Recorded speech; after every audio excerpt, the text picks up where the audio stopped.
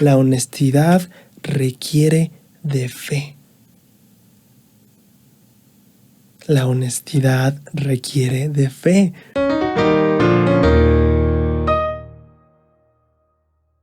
Mi apreciable y amada gente de YouTube, es un gusto tenerte de vuelta por acá en tu canal. Hoy vamos a estar hablando de Génesis 24 al 27. Vamos a estar aprendiendo acerca de la oración, acerca de la honestidad, acerca de la bondad, acerca del engaño también, de la mentira y también acerca de cosas importantes que podemos hacer para nuestra propia felicidad y nuestra cercanía con Cristo. Así que espero que disfrutes mucho este capítulo y bienvenido a un episodio más de Tesoros en las Escrituras. Antes de comenzar, solo recordar o mencionar que el día 16, miércoles 16 de febrero, vamos a estar transmitiendo en punto de las 7 p.m. el discurso llamado Ruego que Él nos utilice, de Sharon Eubank, de la conferencia general. Ya estamos acercándonos a los últimos que vamos a tener de esta conferencia general, que fue de octubre del 2021. Ya estamos en las últimas 2 semanas de febrero. Quedan los 4 miércoles o 5 miércoles de marzo y vamos a estar empezando ya la conferencia general que se viene en abril. Así que bueno, espero que disfrutes los últimos episodios que tenemos de 3 semillas de esta última conferencia general de octubre. Te esperamos por ahí el miércoles. Muy bien. Pues nada, vamos a empezar.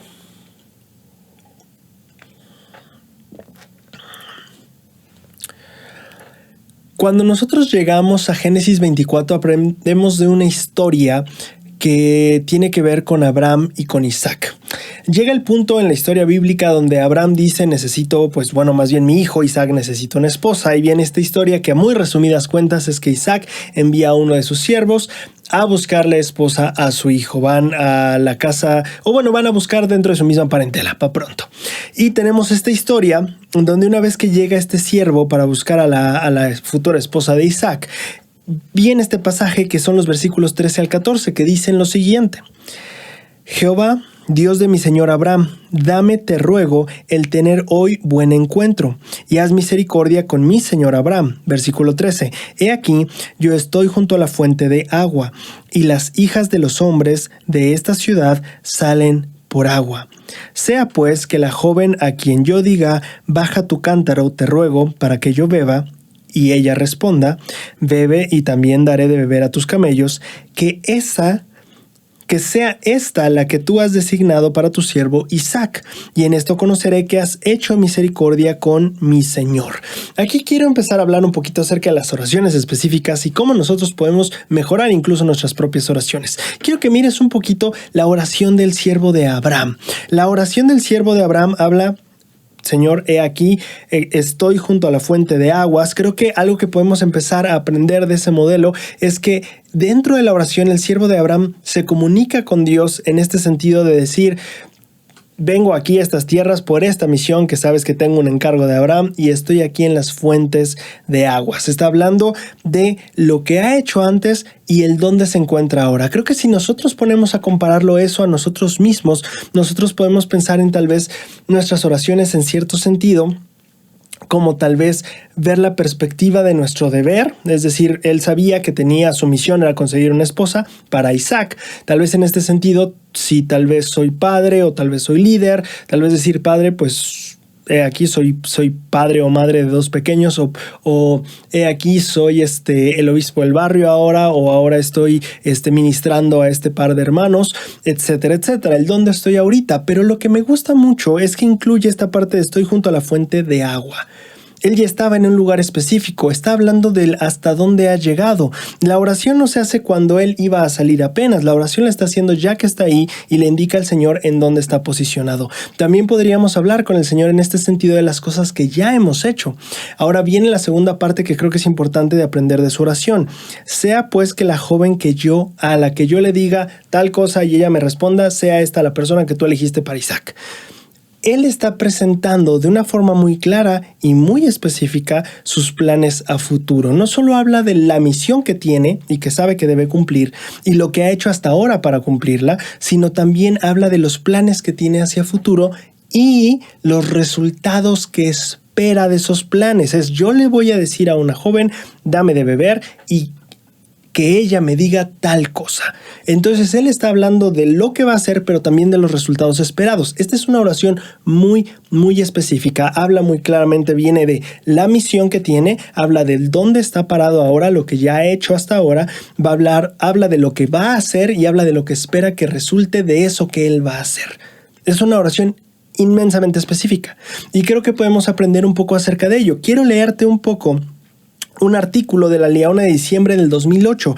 Este artículo se llama ¿Qué puedo hacer para que mis oraciones sean menos repetitivas y más expresivas? El primer párrafo que voy a citar aquí de este artículo dice: en las escrituras se explica que el problema consiste en las vanas repeticiones. A veces tendrás que repetir las cosas importantes en tus oraciones. Eso es cierto. Sin embargo, y aquí viene un punto importantísimo, cuando repites palabras sin ser consciente de ellas, en realidad no te estás comunicando con el Padre Celestial.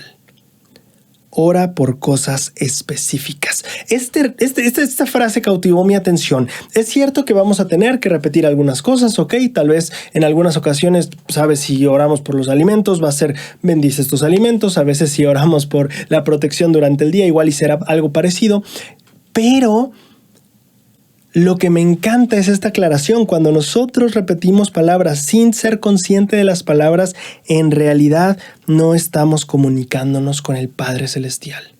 Cuando nosotros repetimos cosas en nuestras oraciones y sin ser conscientes de estas cosas, no estamos hablando con Dios. Decir cosas sin ser consciente en nuestra oración no es hablar con Dios. Y me llama muchísimo la atención eso. ¿Cuántas veces nosotros podríamos caer dentro de esto? Y entonces viene la pregunta, ¿cómo mejoramos nuestras oraciones para que no caigamos en ese punto en el que pues, realmente no me estoy comunicando con Dios? Si nosotros vamos al siguiente párrafo, el artículo aclara: al dedicar tiempo para planear de antemano lo que dirás, aunque sea unos pocos minutos para ordenar tus pensamientos y deseos más sinceros, te asegurarás de que podrás concentrarte mejor en las palabras que usarás para hablar con el Padre Celestial. ¿Cuál es la propuesta del artículo aquí que nos está haciendo para mejorar nuestras oraciones? Dedicar tiempo para planear de antemano lo que dirás. Regularmente, bueno, no lo sé ustedes, pero regularmente no es la costumbre, al menos hasta donde yo he visto tal vez en las oraciones, es como, pues tal vez te piden la oración en una reunión, etcétera, o ya pues es de mañana, o ya es de noche, o ya son los alimentos, toca orar, y pues uno llega y de frente y vale, como salga, ¿no? O como venga la oración. Sin embargo, las oraciones más significativas, tal vez a partir de ahora, si es que tú no lo habías practicado antes, tal vez a partir de ahora para ti se vuelvan las oraciones que incluyan el que tú tomes tiempo de antemano para planear qué vas a decir. Esto es lo que había pasado con el siervo de Abraham. ¿Tú crees que llegó y dijo, pues a ver qué? No, imagínate esto, el siervo de Abraham no llegó y dijo, Señor, dime cuál. Eso no fue lo que dijo. Tal vez sería nosotros nuestra idea, ¿verdad? Llegar y decir, bueno, Señor, inspíranos para saber cuál de las hijas debemos escoger para llevárselas a Isaac. No llegó y hizo una oración general, hizo una oración muy específica donde él ya había planeado qué es lo que iba a hacer. Él había planeado muy probablemente de antemano lo que le iba a proponer al Señor. Tenía un plan listo para presentárselo. Este es el mismo modelo que nos está invitando a hacer aquí el artículo. Toma tiempo antes de orar. Y digo, tal vez no en todas las oraciones vas a poder hacerlo, pero en las que quieras que sean más significativas. Tal vez tu momento para conectar más con Dios no es en la mañana, porque apenas, bueno, al menos en mi caso, cuando despierto estoy así como atolondrado. Tal vez en la noche uno está más despierto. Tal vez a ti es al revés. En las mañanas estás súper despierto o despierta y en las noches ya estás así como que no aguantas como sea. Yo creo que lo que debemos ver es cuál es esa oración que queremos que sí sea la significativa del día, aquella donde sintamos esa conexión, que queremos que sí no sea una rutina nada más. Y mi consejo, o al menos si lo extraemos de aquí del artículo, es toma tiempo para planear un poquito lo que le vas a decir. Ahora, el artículo no acaba aquí. Quiero leer otra parte del párrafo, otro párrafo, para que amplifique un poquito más el entendimiento de lo que estamos tratando aquí. Dice aquí: el concentrarte en bendiciones específicas y el orar teniendo en cuenta los detalles puede convertir el pedido tan común de por favor bendíceme para que pueda tener un buen día en por favor, guíame en las decisiones que tenga que tomar a fin de ser un ejemplo positivo para otras personas. Esto es una oración más específica. Si te das cuenta la diferencia entre bendíceme para tener un buen día y decir bendíceme para ser inspirado en mis decisiones hoy y llegar a ser un buen ejemplo para los demás, ya no es simplemente un buen día, hay algo que lo hace un buen día. Tiene sentido, no solo es encontrar o dime quién es la mujer que debo de llevarle a Isaac, es así es como la vamos a encontrar, Padre. Este es el plan, esto es lo específico que necesitamos resolver y la bendición específica que requerimos. Repito, al concentrarte en bendiciones específicas y al orar teniendo en cuenta los detalles. La invitación del artículo, lo voy a subrayar, no lo tenía subrayado, me gustó mucho. Nos invita a orar teniendo en cuenta los detalles. Con esta experiencia nos damos cuenta que las oraciones específicas tienen el propósito de dejarnos ver la mano de Dios obrar en nuestra vida. ¿En qué sentido? Pedimos ver sus milagros ese día. Y los vimos. El siervo de Abraham pidió, voy a hacer esto y espero este resultado. Uno de los mejores consejos que a mí me gusta dar cuando a mí me preguntan por cómo mejorar un estudio personal, me encanta hablar sobre la oración del estudio personal y digo, ¿qué es lo que quieres de tu estudio personal para empezar? Tu oración debe reflejar lo que tú quieres de tu estudio personal. Si tal vez estamos orando diciendo, Padre, bendícenos para poder entender y poder aplicar estas enseñanzas en nuestra vida, digo, tal vez eso es lo que oramos diario y te oramos regularmente al iniciar una clase de escuela dominical o un sacramental o no sé. Y pues realmente si seguimos orando de la misma manera, vamos a recibir lo mismo. Es lo que estamos buscando. Ayúdame a entender y ayúdame a aplicar. ¿Qué tal? Ayúdame a sentir profundamente las verdades que aprendo en este estudio. ¿Qué tal? Padre, hoy quiero aprender sobre el convenio abrámico y cómo mis convenios en el templo se relacionan con todo eso. O Padre, hoy quiero en mi estudio sentir la paz del Espíritu. O la que me gusta mucho compartir. Hubo un tiempo en el que yo justamente tiene que ser algo que tú quieras de tu estudio. Justamente, ¿qué es lo que quieres cuando sales de tu apartamento en la misión y dices, ok, quiero ver los milagros hoy? Pues díselo. ¿Y qué dice el siervo de Abraham? Quiero encontrar a la esposa de Isaac y vamos a hacer esto. Pues díselo. ¿Qué quieres de tu estudio personal? Pues díselo. Y entonces a mí me encanta compartir esta parte. ¿Qué tal si cambias la oración al inicio de tu estudio para realmente decir lo que quieres? Teniendo en cuenta los detalles. Por ejemplo, a mí me gusta la idea y que me gustaba mucho, o al menos empecé la práctica en la misión, que era la parte de Padre, bendíceme para que este estudio, debido a lo que yo aprenda, sienta y experimente en este estudio, yo me vuelvo un mejor discípulo de Jesucristo. Esa es una oración más específica acerca del estudio. Le estás diciendo, este es el plan, voy a estudiar por 1 hora, voy a estudiar estos temas y quiero que este estudio y lo que pase aquí me haga un mejor discípulo de Cristo. Esa es una oración específica. O al menos más específica de lo que solía ser de bendíceme para tener entendimiento y aplicar estas cosas. Amén. Conforme vamos nosotros teniendo en cuenta los detalles, planeando de antemano lo que queremos decir, vamos viendo un cambio no solo en nuestras oraciones, sino el efecto que tienen en nuestras vidas. Dejamos de repetir palabras sin ser consciente de ellas y nos damos cuenta que tal vez en esas repeticiones que hacíamos sin ser conscientes de lo que pedíamos o siquiera lo que realmente queríamos, en ese caso no estábamos en realidad comunicándonos con el Padre. Y entonces cuando hacemos estos pequeños cambios que nos está enseñando a hacer aquí el siervo de Abraham, de repente sentimos la comunicación de una manera más conectada, más entrelazada, más real. Porque empezamos a tomar conciencia de nuestras palabras y eso sí es en realidad comunicarnos con Dios. Entonces, ¿cuáles son los 2 consejos o las 2 cosas que debemos extraer aquí? O bueno, las 3 aprendizajes de la historia del siervo de Abraham que quiero compartir contigo. 1, repetir palabras sin ser consciente de ellas no es en realidad hablar con el Padre. 2, es importante las oraciones profundas o las que quieres que sean significativas, toma tiempo para planear lo que dirás. No necesariamente en todas, pero sí en aquellas que quieras realmente conectar y expresar cosas que para ti van a ser importantes. Y 3, ten en cuenta los detalles. Fíjate, toma tiempo de ver qué tan detallista fue el siervo de Abraham. Habló de una joven, habló de lo que yo diga, habló de lo que ella va a decir. O sea, súper a detalle, palabra por palabra, le dijo, esto es lo que yo voy a hacer, esto es lo que espero como resultado. Siguiendo este patrón de, mira, padre, esta es mi misión, este es mi objetivo, esto es lo que llevo hecho, esto es lo que planeo hacer y estos son los resultados que espero.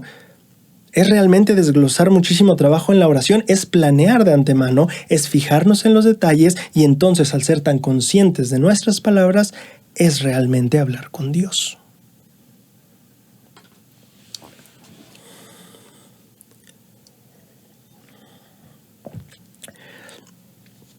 Cuando nosotros avanzamos un poco más en los registros de la Biblia, llegamos a Génesis 25. Llegamos a aprender un poquito acerca de Rebeca. Más bien, de hecho, es en el mismo capítulo. ¿No es cierto? ¿25? Sí, es 24 aquí. Perdón, me equivoqué en el guión. Sí, en el mismo capítulo 24... llegamos a conocer un poquito más a Rebeca en este encuentro que tiene con esta persona. Ven, sígueme nos invita a encontrar algunos patrones, algunas pistas del matrimonio de Isaac y Rebeca, etc. Yo quiero hablar un poquito de Rebeca y algunos atributos, o al menos un atributo que me llamó la atención mientras estudiaba. En Génesis 24, 17 al 21, después de que esta persona ya se acerca a Rebeca porque hace su oración, y entonces ve a Rebeca ir por agua, y entonces se acerca a Rebeca y le dice: te ruego que me des de beber un poco de agua de tu cántaro. Y ella respondió: bebe, señor mío, y se dio prisa a bajar su cántaro sobre su mano y le dio de beber.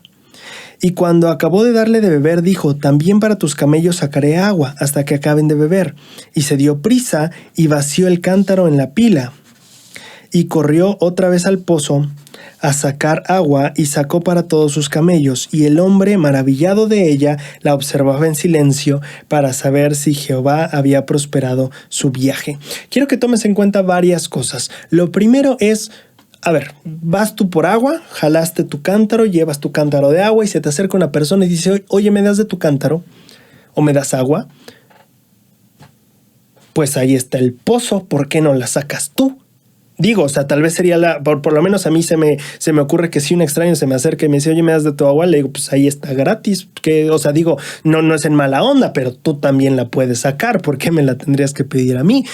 Eso fue lo primero que cruzó por mi mente. ¿Por qué Rebeca se detuvo a decirle: sí, toma? ¿Y sabes por qué? Y si regresas un poquito en la historia dice que Abraham le pide al más viejo de sus siervos. No estamos hablando de tal vez el siervo o el esclavo más joven, estamos hablando del más viejo, y Abraham ya estaba medio entradito en años. Entonces podemos asumir tal vez que esta persona ya era una persona que tenía cierta edad, que ya no estaba tal vez en la flor de su juventud. Entonces, en primer lugar, tal vez podríamos ver que Rebeca tiene esta atención hacia las personas. En este caso, probablemente el más viejo siervo, entonces sería una persona mayor. Pero no solo eso, sino que una vez que le da de beber, también le dice: a tus camellos también.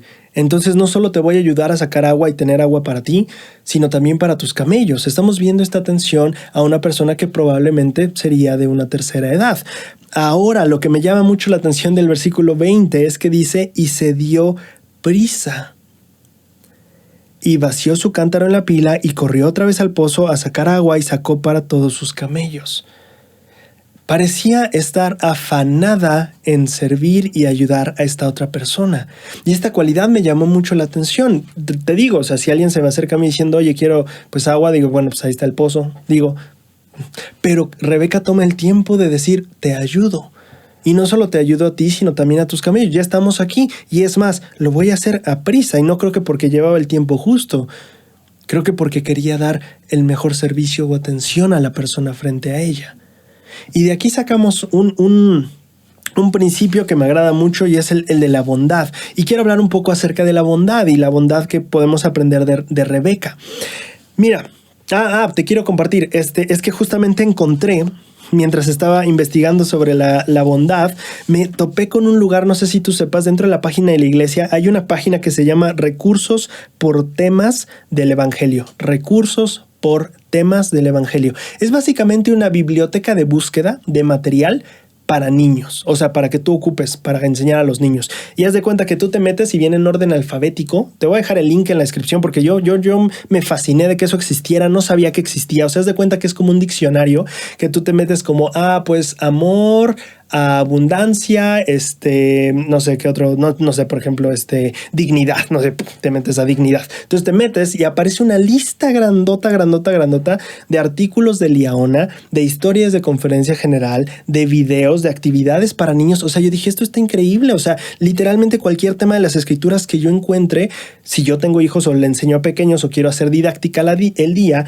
me puedo meter a esta biblioteca, busco el tema, me meto y ahí hay 20, 30 recursos de estudio que puedo ocupar en historias pequeñas para niños, en actividades para la familia, en videos, y dije, esto está maravilloso y solo quería mencionarlo porque a mí me fascinó que lo encontré y nada, está bien padre. Entonces, si ya lo conocían, pues bueno, ya lo conocían, pero si no, pues ya se los comenté.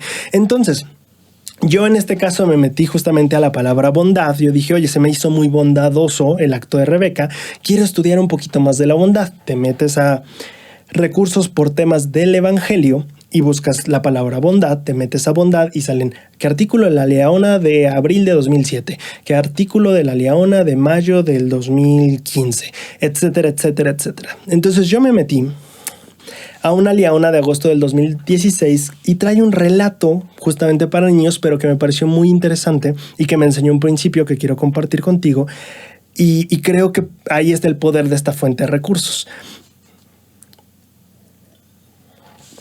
El artículo está escrito por Laura Goodrich y se llama Las manos, el corazón y una sonrisa, Liaona de agosto de 2016.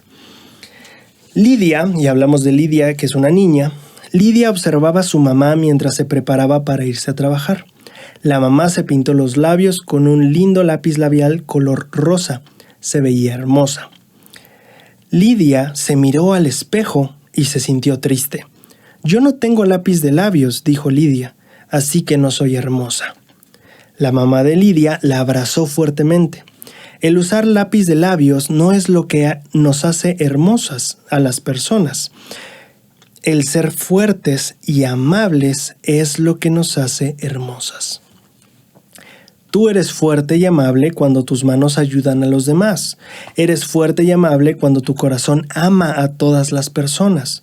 Y eres fuerte y amable cuando sonríes. Eso también hace felices a todas las personas. El ser fuerte y amable hace que seas hermosa por dentro y no solo por fuera. Lidia, la niña, quería ser fuerte y amable.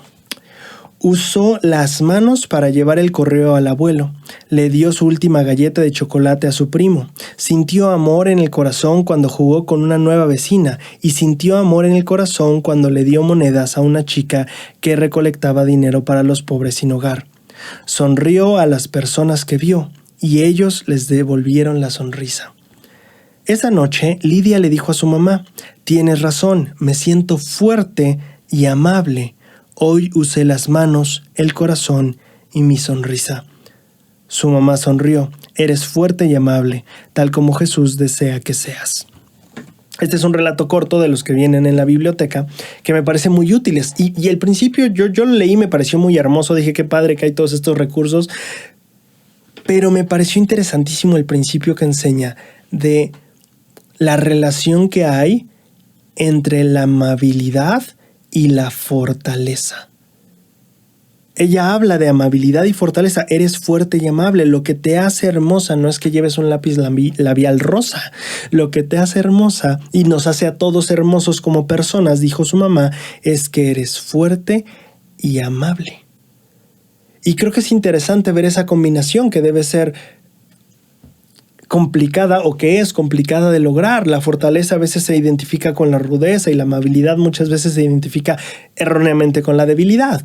Pero encontrar ese punto exacto creo que es donde el Salvador quiere que estemos.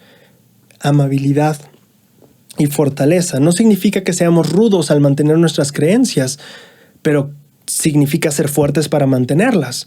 No significa ser sumisos a la imposición de cosas contrarias a nuestras normas, pero sí significa el ser amable a la hora de defenderlas. Y entonces encontrar ese punto neutro entre fortaleza y amabilidad, no solo al cuidar nuestras normas o nuestras creencias, sino también al servir a los demás. Y me llamó muchísimo la atención que un relato tan sencillo para niños podría ilustrar un principio tan poderoso que podría ser un análisis entero de qué relación tiene la fortaleza y la amabilidad. Y siento que Rebeca es un ejemplo de eso. ¿Puedo ayudarlo? Claro que sí. ¿En qué le ayudo? Cántaro para usted, también para los camellos. Y vamos y lo levantamos rápido. Y para mí refleja justo ese porte de una mujer activa y fuerte, pero al mismo tiempo amable. ¿Sí te das cuenta? O sea, era una mujer que, sabes, necesitamos trabajar, trabajamos, pero también el Señor necesita ayuda, lo ayudamos. Y con esta misma fortaleza y amabilidad es como servimos. Y siento que Rebeca justamente ejemplificaba eso. Lo que Cristo muy bien nos enseñó, a encontrar el punto de equilibrio exacto entre ser amables y ser fuertes.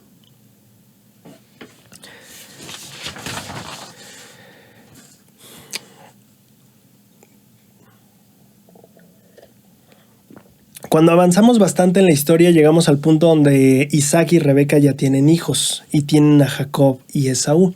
Y llega el punto donde encontramos esta historia que habla sobre Esaú y la primogenitura. Génesis 25, 29 al 34 menciona: y guisó Jacob un potaje, y volviendo Esaú del campo, cansado, dijo a Jacob: te ruego que me des de comer de ese guiso rojo, pues estoy muy cansado. Por eso Esaú fue llamado Edom, que Edom quiere decir rojo, entonces supongo por el guiso rojo. Y Jacob respondió: véndeme en este día tu primogenitura. Entonces dijo Esaú: he aquí yo me voy a morir, ¿para qué pues me servirá la primogenitura? Y Jacob dijo: júramelo en este día. Y él se lo juró y vendió a Jacob su primogenitura. Entonces Jacob dio a Esaú pan y el guisado de las lentejas, y comió y bebió, y se levantó y se fue. Así menospreció Esaú la primogenitura. Para entender este pasaje, creo que lo primero que tenemos que hacer para estudiar es qué es la primogenitura. Si nosotros vamos a la guía de estudio de las Escrituras actualmente, en la palabra primogenitura leemos lo siguiente: el derecho de herencia que pertenece al primer varón. En un sentido amplio, la primogenitura abarca cualquiera o todos los derechos o herencia transmitidos a una persona al nacer dentro de cierta familia. Entonces, la primogenitura abarca herencia, ¿vale? Herencia de todos los derechos o de cualquier derecho que por herencia se pueden transmitir dentro de una familia. La primogenitura es derecho a herencia, ¿vale? Pero a mí me gustaba más, y aquí no sé si me voy a ver muy nostálgico, pero en mi guía de estudio de las escrituras de mis escrituras, que son las ediciones pasadas, viene un poquito más amplio todavía la definición y me gustaría leerlo un poquito más.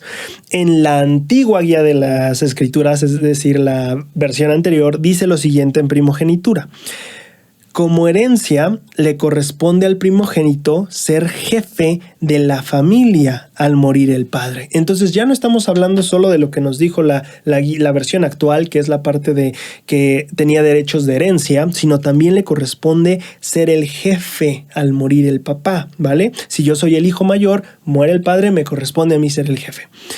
El primogénito tenía que ser digno de recibir esa responsabilidad y por iniquidad podía perderla. Entonces estamos hablando de que no solo era ser jefe, sino también tenía cierta responsabilidad que podía perder por dignidad. Bajo la ley de Moisés se consideraba que el hijo primogénito pertenecía a Dios. El hijo mayor recibía una porción doble de las posesiones de su padre, y después de la muerte de éste era responsable del cuidado de la madre y de las hermanas. Entonces tenemos ser jefe, líder, tenemos que tiene que ser cuidado, más bien mantener el cuidado de la mamá y de las hermanas, y por otro lado también los derechos de herencia. Esto es lo que implicaba la primogenitura. Pero entonces, ¿qué era lo que estaba rechazando Esaú? Si nosotros ponemos a pensar en lo que rechazó, surge la pregunta, ¿por qué rechazar eso? A ver, estamos hablando de liderazgo en la familia. Por un lado, podríamos decir, tal vez a uno le interesaba ser el jefe de la familia, viéndolo desde el punto tal vez más bondadoso, como no me interesan los cargos prominentes. Pero por el otro lado, también podríamos decir, tal vez le daba flojera. Y esto se relaciona con el punto de la responsabilidad, que es el segundo punto de la primogenitura. No solo tenías el liderazgo de la familia, sino también la responsabilidad. Si a Saúl le daba flojera el liderazgo, entonces también aplicaría para la responsabilidad. No quería hacerse cargo. Sin embargo, aquí hay un pequeño detalle, y es que en la herencia también eran todas las posesiones del padre o parte de las posesiones, y en este sentido también la herencia de tierras, de ganado y de esclavos. En ese sentido, entonces tal vez a mí no me cuadra tanto pensar en Esaú como que le diera flojera, porque al final de cuentas, si no se quiere hacer responsable realmente, vamos a ver, no es que tenga que trabajar mucho, porque pues puede poner a otras personas a trabajar y ya pues no tiene que trabajar él para que todos coman necesariamente. Entonces yo me pregunto, ¿realmente era por responsabilidad y liderazgo que eso era lo que rechazaba? Porque finalmente si no tenía tantas ganas de liderar o de hacerse responsable, realmente podía dejar mucho como las cosas a las personas que le servían a la familia, ¿no? Y me queda el último punto, el punto de la herencia.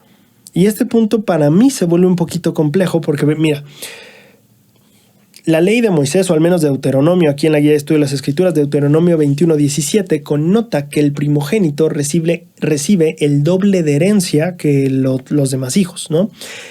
Pero si nosotros vemos el patrón de Abraham y cómo lo hizo Abraham con Isaac, por lo tanto podríamos asumir que Isaac lo haría igual con Jacob y con Esaú, entonces tenemos una idea un poquito diferente. Si nosotros vamos a Génesis 25, 5 al 6, dice, Abraham dio todo cuanto tenía a Isaac, no el doble de los demás, todo. Versículo 6, y a los hijos de sus concubinas dio Abraham regalos y los envió lejos de Isaac, su hijo, mientras él vivía, hacia el oriente, a la tierra oriental. Si Abraham, o al menos así lo había hecho con Isaac, y probablemente por eso pensaríamos que Isaac lo haría también con Esaú y Jacob, Abraham dio todo a su primogénito y a todos los demás les da regalos y los envía lejos. Claro que Isaac era el único hijo de su esposa primera, ¿no? La oficial, por así decirlo. Pero el patrón está aquí. Isaac recibió todo lo que Abraham tenía. En ese sentido, entonces digo, ¿por qué Esaú rechazaría la primogenitura? Digo, en este caso muchas veces se pinta la idea o la perspectiva de Esaú como una persona que rechaza bendiciones por cosas temporales, pero finalmente lo que rechazaba también era muy temporal. Estaba rechazando las herencias, el ganado y los esclavos. Ahí tal vez no diríamos de que no tenía una perspectiva eterna, sino más bien pues, en nuestra cultura tal vez diríamos ese movimiento fue muy tonto económicamente. O sea, si tu papá te va a dar tierras o terrenos o casas en heredad, ¿por qué las rechazarías? ¿Por qué las mandas lejos? Y claro, creo que en cierto sentido por eso Esaú se vuelve como esta figura en la que podemos interpretar esta idea de que es una persona que rechaza los beneficios o bendiciones que su padre le ofrecía para una compensación temporal en un plato de lentejas. Y en ese sentido, la parábola o la analogía es bastante perfecta. Estamos hablando de alguien que rechaza las bendiciones o cosas de un padre por cosas más efímeras. Y en este sentido podemos compararlo, claro, con nuestro Padre Celestial y nosotros en, como dicen, guisados terrenales para perder bendiciones celestiales. Claro que ese puede ser un buen punto. Sin embargo, creo que aquí toca restituir un poquito el papel de Esaú. Y lo digo porque, como tú sabes, soy fan de esta cita de Joseph Fielding Smith que dice: toda historia tiene dos versiones y si quieres juzgar de la mejor manera, debes de escuchar las dos versiones.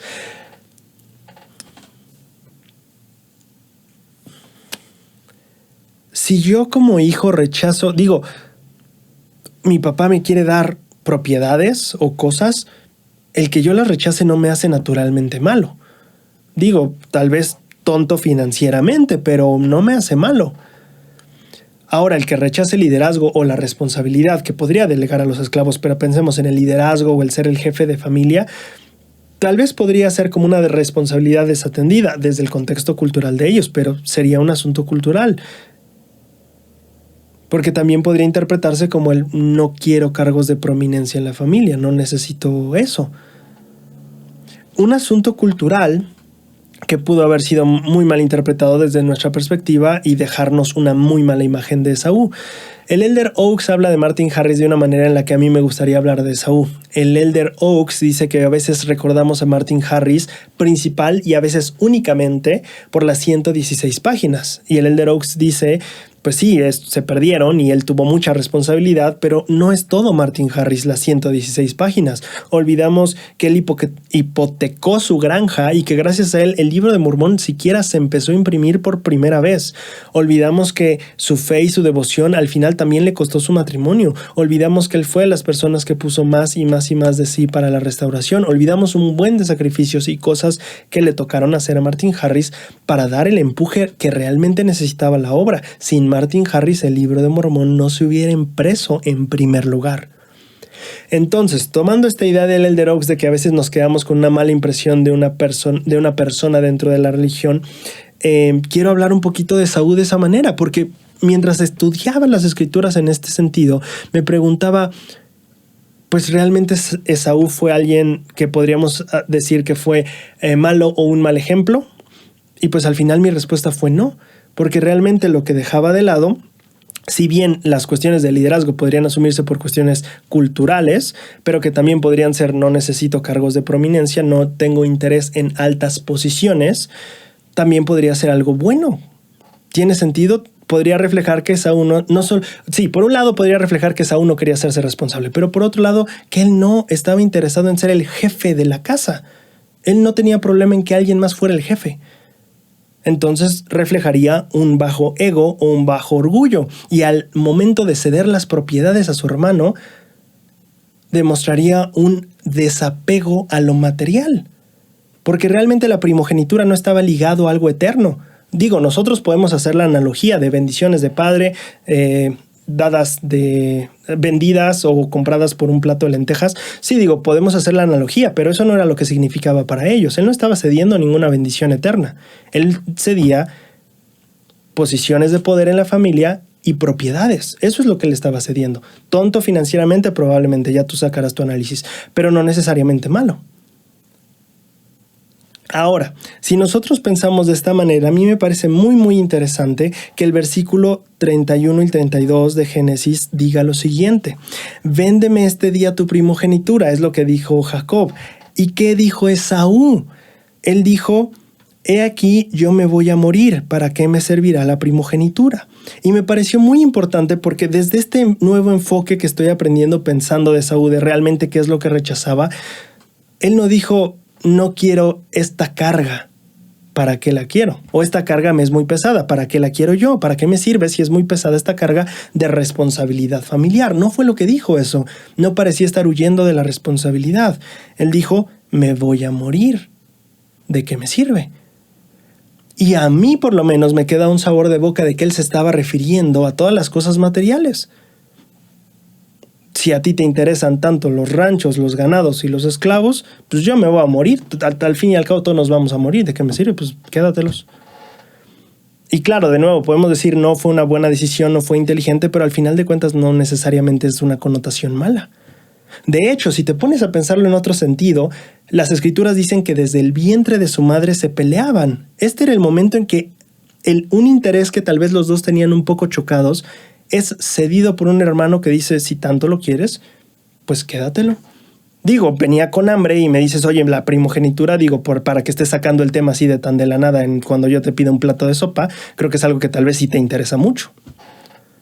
Y entonces Esaú no sería como esta persona que deja ir las cosas importantes por algo temporal, sino más bien que dice, ¿sabes qué? Lo material no es tan importante. Y si a ti te interesa tanto, yo me voy a morir. Si a ti te interesa, yo no me voy a llevar las posesiones conmigo. Si a ti te interesa tanto, pues quédatelas. En ese sentido, Esaú sería la persona que cedería en el conflicto familiar y no necesariamente el malo de la historia.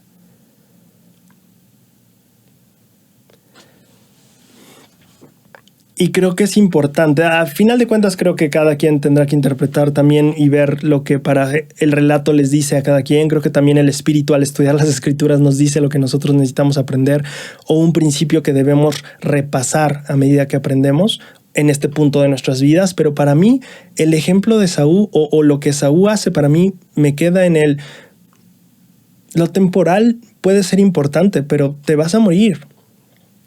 No dejes que un asunto temporal siga dividiendo o causando conflicto en la familia. Te vas a morir. ¿De qué te va a servir tener todo esto o apañártelo y quedártelo y no compartirle a tu hermano?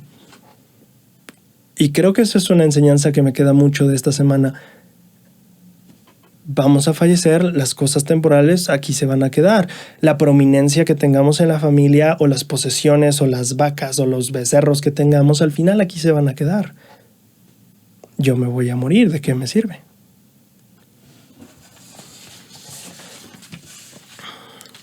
Conforme avanzamos a otra parte de las historias de estos dos hermanos, encontré algunas lecciones que me parecieron muy interesantes de comparar con aprendizajes anteriores que creo que fortalecen mucho el entendimiento de estos principios. A ver.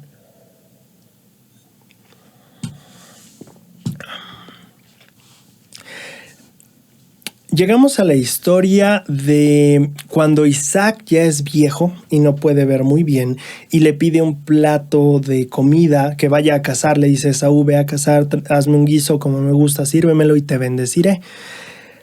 La mamá escucha esto y hace algunas pequeñas modificaciones al plan. El papá ya no veía bien, Isaac ya no veía bien, Rebeca escucha esto y Rebeca quería o favorecía más a Jacob, mientras que Isaac favorecía más a Esaú, los hijos, ¿no?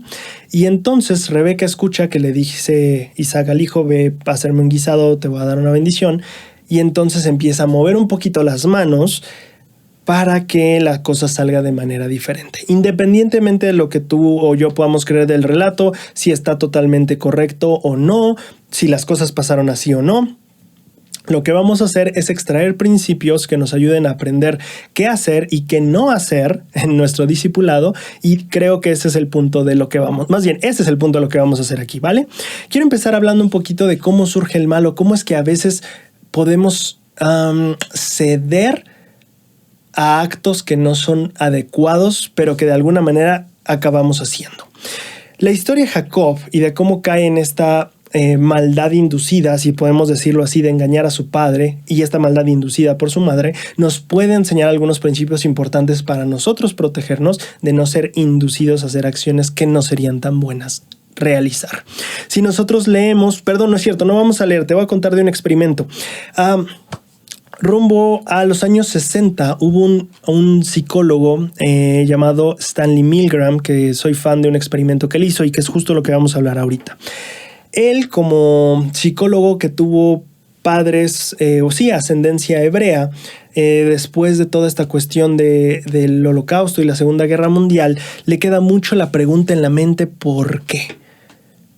¿Cómo es que logras que tanta gente esté dispuesta a hacer tantas cosas malas? O sea, ¿en qué momento alguien no dijo: oye, esto está muy feo lo que vamos a hacer, ¿no? ¿Cómo es que logras? Porque resulta que sí, en ese tiempo atrapan a una persona que era uno de los altos militares en la Segunda Guerra Mundial del lado alemán, por así decir. Y lo empiezan a entrevistar y lo confrontan con todos los crímenes en esta corte, y él se queda con estas dudas de cómo es que este hombre llegó a hacer crímenes tan atroces, cómo es que llegas a ese punto de hacer tanta maldad. Y empezó un estudio acerca del comportamiento humano y la maldad y la obediencia hacia la maldad. Y me pareció fascinante lo que encontró. Te voy a contar brevemente el experimento, lo vamos a contrastar con unas partes de las escrituras para extraer los principios que tanto un experimento moderno como las escrituras también nos muestran que sucede, ¿vale? Básicamente el experimento trata de que hay dos personas en un cuarto, no es cierto, hay tres personas. Es un doctor y dos voluntarios. El experimento consiste en que un voluntario, el voluntario 1, va a electrocutar al voluntario 2 y lo va a ir haciendo cada vez en voltajes más altos. El experimento se trata de ver qué tanto voltaje está dispuesto a darle el candidato 1 al candidato 2, incluso cuando el candidato 2 llega a desmayarse o a dejar de mostrar signos de vida. Ahora, este experimento era, pues por así decirlo, ficticio, porque la segunda persona era un actor y no recibía realmente impulsos eléctricos, simplemente fingía que los recibía y estaba en otra habitación, de manera que el sujeto 1 no podía verlo, sino solo escuchar sus gritos y pues darle las descargas eléctricas. En esa misma habitación estaba el doctor con ellos. Muy básicamente, se descubrió que hay ciertas condiciones en las que este humano estaba más dispuesto a seguir adelante con el experimento, incluso al hacerle daño permanente o incluso supuestamente matarlo, ¿no? Es un experimento bastante sombrío, aunque no hay nada... Sí, o sea, lo puedes ver, es muy interesante el experimento. Pero ¿a qué voy con esto? Vamos a aprenderlo ahora. ¿Cuáles son las cosas que el experimento descubrió en la conducta humana con las variantes que empezó a hacer, que te voy a explicar ahorita, y qué relación tiene esto con lo que aprendemos de Jacob y Rebeca? En Génesis 27, versículo 1, no es cierto, versículo 8, no sé por qué aquí viene. El versículo 8 dice lo siguiente, le está hablando Rebeca a su hijo, ya que sabe del plan de Jacob y de Esaú, habla con su hijo Isaac, ya que sabe el plan de Isaac y Esaú, habla con su hijo Jacob, me mareo mucho, perdón. Y le dice, ahora pues, hijo mío, obedece mi voz en lo que yo te mande. Ve ahora, haré un guisado para tu padre, tú se lo llevarás y comerá para que te bendiga antes de su muerte. Aquí viene el primer principio que Stanley Milgram descubrió en su experimento y que yo observo aquí en Jacob. Jacob estaba recibiendo órdenes de su mamá. Está diciendo, obedece mi voz en lo que te mande. No es un, oye hijo, tengo una idea, ¿qué te parece? No, es un, te mando esto. Lo que aprendió Stanley Milgram a la hora de hacer las variantes en los experimentos es que cuando la persona al lado del sujeto en cuestión experimentado vestía una bata blanca de doctor, era más probable que obedeciera sus órdenes porque lo percibiera como una figura de autoridad. Es decir, se dio cuenta que incluso para hacer el mal, si la persona percibía que tú eras una figura de autoridad con mayor conocimiento, por lo menos con la autoridad y la prominencia en ese cuarto, era más probable que te obedeciera incluso haciendo cosas malas. Eso es lo que descubrió. Si a alguien que tiene una buena influencia en ti o que percibes como alguien que tiene autoridad sobre ti te dice que hagas algo, aunque tú internamente sientes que esté mal, lo más probable es que, como lo percibes como autoridad, vas a continuar un poco más haciendo aquello que no es correcto y que sabes en tu interior que no está bien. Eso es lo que descubrió él en su experimento y es lo que estamos viendo aquí con Jacob. Rebeca llega y dice, oye, pues haz esto y esto obedece mi voz. Ahora, ¿qué es lo siguiente que pasa? En el versículo 11, Jacob dijo a Rebeca, su madre, he aquí mi hermano Esaú es hombre velludo y yo lampiño. Quizás me palpe mi padre y me tenga por tramposo. Ahí Jacob ya está midiendo un poquito los impactos de tal vez que el engaño no salga bien. Y traiga sobre mí maldición y no bendición. Por supuesto, cuando estamos empezando a actuar mal, inmediatamente una persona nos dice, oye, haz esto que no es del todo correcto. Nuestra mente es como, no lo sé, pueden pasar cosas malas, o tal vez tú piensas que no es tan incorrecto, o tal vez está en un punto gris donde no sabemos si es tan correcto o incorrecto, pero al sopesar las consecuencias, yo siento que puede salir bastante mal. Es decir, como dice aquí Jacob, ¿qué pasa si me tiene por tramposo y trae sobre mí maldición en lugar de bendición? Ahora aquí viene la siguiente parte que Stanley Milgram también descubrió en cómo llevar a las personas a seguir todavía un camino malvado. Y su madre respondió, hijo mío, sea sobre mí tu maldición, solamente obedeceré mi voz. Solamente obedece mi voz y ve y tráemelos. Cuando Stanley Milgram estaba haciendo el experimento, llegaba un punto donde la persona en el otro cuarto gritaba tan fuerte que el voluntario, que no sabía que los choques eléctricos eran falsos, decía, basta, ya no quiero seguirle haciendo daño, se va a lastimar. Porque llegaba un punto donde esta persona gritaba con desesperación. Era un actor, pero ese era el chiste del experimento. Conforme subía el voltaje, el actor gritaba más fuerte hasta que llegaba el punto incluso de quedarse callado como si se hubiera desmayado. En ese punto del experimento había muchas personas voluntarios que decían, ya no quiero seguir, ya le hice daño, vayan a llevarle a un doctor, algo pasó, no está respondiendo. El doctor regularmente cuando traía la bata y le decía no se preocupe, está bien, siga, percibido como figura de autoridad, la persona continuaba, pero llegaba un punto donde decía de verdad ya no quiero hacerlo. En este punto del experimento, el doctor experimentó con diferentes frases para ver cuál frase hacía que el sujeto siguiera adelante por más tiempo. Había frases como Por favor, continúa. Es importante que no se detenga. El experimento requiere que usted siga adelante. Y había una frase que tuvo un efecto bastante mágico. La frase era: usted continúe. Cualquier riesgo o daño en la persona es nuestra responsabilidad y usted queda totalmente deslindado de cualquier problema. Y muchas veces eso lograba que la persona, aunque pudiera verse en las grabaciones, y han replicado el experimento modernamente, aunque pueda verse en las grabaciones que la persona no está dispuesta y no quiere seguir con la actividad, a la hora de que la responsabilidad se quita de sus hombros, está más dispuesta a seguir adelante, aun cuando no está de acuerdo. Es bastante malévolo todo esto que descubrió, pero es real. Hay dos factores, bueno, hay varios, descubrió como 4 o 5, pero al menos aquí en este relato podemos ver 2 factores. El primero, cuando una figura cercana, querida o de autoridad te está diciendo que lo hagas, es más probable que lo hagas, aun cuando sepas que está mal. 2, cuando esa persona te diga que no va a haber ningún problema hacia ti, sino que toda la responsabilidad será de esa persona, es más probable que lo hagas, aun cuando tú sepas que está mal. Y cuando combinas estos 2 factores juntos, se vuelve más poderoso la influencia que esta persona puede tener en ti, que es justamente lo que acabamos viendo en Jacob. Oye, mamá, pero pues, oye, esto, no sé, te estoy mandando que lo hagas, hijo. Es la figura de autoridad, mamá, o por lo menos un referente de cariño. Y después viene esta parte donde le dice: ¿sabes qué, mamá? Pero es que si sale mal me va a dar maldición. Y ella le dice: tu maldición será sobre mí, tú tranquilo. Ve y haz lo que te digo. Es exactamente lo que descubría Stanley Milgram. Y es este el elemento que es muy importante darnos cuenta. A veces la voz de autoridad puede ser un maestro, puede ser un jefe, puede ser un amigo cercano, puede ser la sociedad misma. El problema también se agrava cuando las consecuencias dicen: nadie lo va a saber, no va a haber consecuencias. O cosas que aligeren la carga de consecuencias en tus hombros. Cualquier cosa, desde yo asumo la responsabilidad hasta que te digan: nadie va a saber, no va a pasar nada, etcétera, etcétera. ¿Sabes? Y son voces muy seductoras. Si los pones en un buen camino pueden ser muy útiles, ¿cierto? Pero si los pones en un mal camino pueden ser devastadores. Y realmente lo importante y lo interesante que descubrió Stanley Milgram, que ya ni les dije, pero lo publicó, justo su estudio lo publicó, de ahí es donde estamos sacando los datos, lo publicó, se llama Estudio del Comportamiento de la Obediencia, en un diario de psicología en 1963. Lo que descubre Stanley Milgram es que todos podemos ceder y que todos, de hecho, por naturaleza tendemos a ceder cuando se dan las condiciones adecuadas. Lo importante es saber prevenirlas. Sabemos que regularmente los humanos cedemos a la presión de grupo. Eso es muy natural entre nosotros. Somos criaturas sociales. Nos comportamos en grupo, nos apoyamos en grupo, actuamos en grupo muchas veces. Pero eso puede jugar en nuestra contra cuando el grupo ha decidido hacer cosas que no son correctas. También viene la parte de la responsabilidad.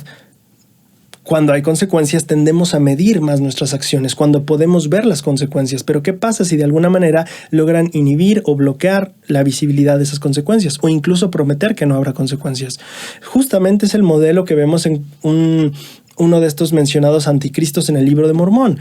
Comed, beber y divertíos, mañana moriremos, Dios nos dará unos cuantos azotes y todo estará bien. Minimizan ¿qué? El castigo, minimizan la consecuencia. Cuando las consecuencias disminuyen, también nuestro miedo, o no nuestro miedo, sino simplemente el riesgo, o aunque sepas que está mal, tu mente naturalmente se relaja más al respecto porque sabe que no hay tanto problema. Y todas estas estrategias se pueden usar para hacer que alguien haga cosas malas. Realmente así es como funciona la mente humana, aunque suene muy malévolo lo que estoy diciendo. Pero eso, o sea, no solo por saber cómo puedes hacer que alguien haga cosas malas, sino justamente sabiendo cómo se puede hacer, tú sabes cómo prevenir ese tipo de cosas. Y entonces sabes que aunque sea una persona que confíes mucho y que te quiera mucho, o incluso una persona que respetes mucho, si tal vez te está invitando a hacer algo que no es debido, pues no porque seas una persona de autoridad o porque seas mi maestro, porque seas mi jefe o porque seas mi mejor amigo, tengo que ceder a esto que yo considero que está mal. Sí, podrá ser una figura cercana, una figura amistosa o incluso una figura de autoridad sobre mí, como tal vez mi jefe que tiene mi sueldo en sus manos. No. Ya sé que las figuras de autoridad tienden a lograr más fácilmente en el humano que actúe mal simplemente porque es una figura de autoridad. Aunque yo internamente sepa que lo que me pide está mal, el hecho de que él sea mi figura de autoridad o ella sea mi figura de autoridad me hace más vulnerable. a decir que sí, aunque yo sepa que está mal. Pero ya sé que eso funciona y así es como funciona y opera mi mente de humano. Y puedo prevenirme de eso, puedo estar alerta al respecto. Y lo mismo con el otro punto. Sé que cuando la gente dice que no va a haber consecuencias, es más probable que yo lo haga, aunque sepa que está mal. Pero ahora ya sé ese modo de operación, si quieres hablarlo así, del adversario o de los anticristos en el libro de Mormón, es darnos cuenta que ese patrón se repite. Y no solo porque sea una estrategia del adversario, sino porque realmente nuestra mente humana cede ese tipo de cosas. Porque naturalmente no es algo malévolo programado en nuestra mente, es que también tiene funciones buenas. El poder, vamos a ver, la autoridad y el respeto a la autoridad, a los profetas, a los padres, es algo bueno, te das cuenta, es ese mismo respeto a la autoridad. Pero el punto es que pasa cuando se toma del lado negativo, y ahí es donde hay que darse cuenta que puede tener sus aspectos negativos. Y por eso creo que es muy interesante ver esta historia de Jacob. Jacob lo respetamos como un profeta bíblico muy importante y también muy espiritual, muy fuerte, que recibió llaves, que recibió autoridad, bendiciones, convenios, etc. Pero también vemos que tal vez incluso si tomamos este relato como literal, también todos nosotros, por más fuertes que estemos, este tipo de cosas nos puede hacer caer. Y por eso podemos estar alerta y por eso creo que es importante compartir este tipo de información. Las figuras de autoridad o figuras cercanas, amigos, padres, hermanos, todos podemos ceder ante alguien así porque lo consideramos amigo o autoritario, o incluso alguien que busca nuestro bienestar. Y de la misma manera, si las consecuencias o los problemas que podrían causarse por las acciones se disminuyen, aunque nosotros sepamos que las acciones están mal, somos más probables de cometer esas acciones. Ahora, si analizamos otro punto dentro de esta misma escritura que me gusta mucho, llegamos a un punto que vamos a hablar de la mentira. Cuando nosotros llegamos a Génesis 27, 15 al 19, ya Rebeca y Esaú están llevando a cabo Rebeca y Jacob están llevando a cabo su plan. Rebeca toma los vestidos de Esaú porque Jacob le dijo, oye, mi hermano es velludo, si mi papá me pide tocarme, pues se va a dar cuenta que no soy yo. Entonces Rebeca toma los vestidos de Esaú, su hijo mayor, y viste a Jacob, su hijo menor, con ellos, y cubre las manos en el cuello donde no tenía vello con las pieles de los cabritos. Y él fue a su padre y dijo, Padre mío, y él respondió, heme aquí. ¿Quién eres, hijo mío? Y Jacob dijo a su padre, yo soy Esaú, tu primogénito. He hecho como me dijiste. Levántate ahora y siéntate y come de mi casa para que me bendiga tu alma.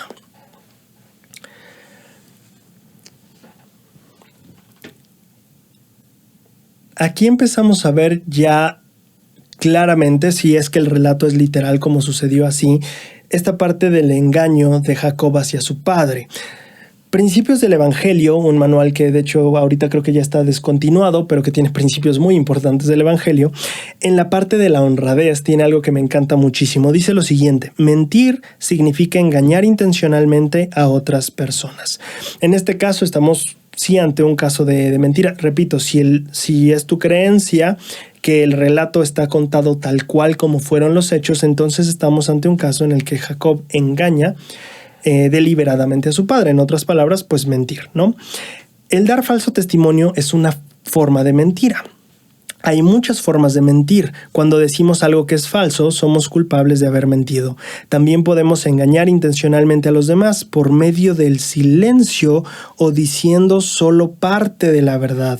Siempre que de alguna manera hagamos que la gente crea algo que no es cierto, no estamos actuando con honradez. Entonces aprendemos que la mentira tiene dos caras. Por un lado está la parte de la falsificación de información y por otro lado está la del silencio y la de no contar toda la verdad.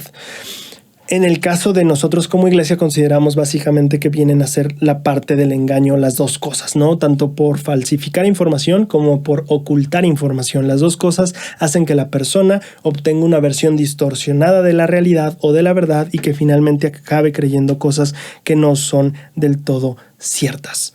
¿Qué me gusta de este asunto de la mentira? Que tiene las dos caras. La mentira se puede hacer tanto por comisión, inventando información, como por omisión, suprimiendo información. Y de hecho la mayoría de los pecados son así, pueden ser por comisión o por omisión. La mentira creo que es muy clara al respecto en ese sentido, puede tener esas dos caras y las tiene, de hecho. Si avanzamos un poquito a Génesis 27:20, entonces Isaac dijo a su hijo: ¿cómo es que la hallaste tan pronto? Le dice: oye, te mandé a cazar apenas, ¿cómo es que cazaste tan rápido? Y él respondió: Jehová, tu Dios, hizo que la encontrara delante de mí.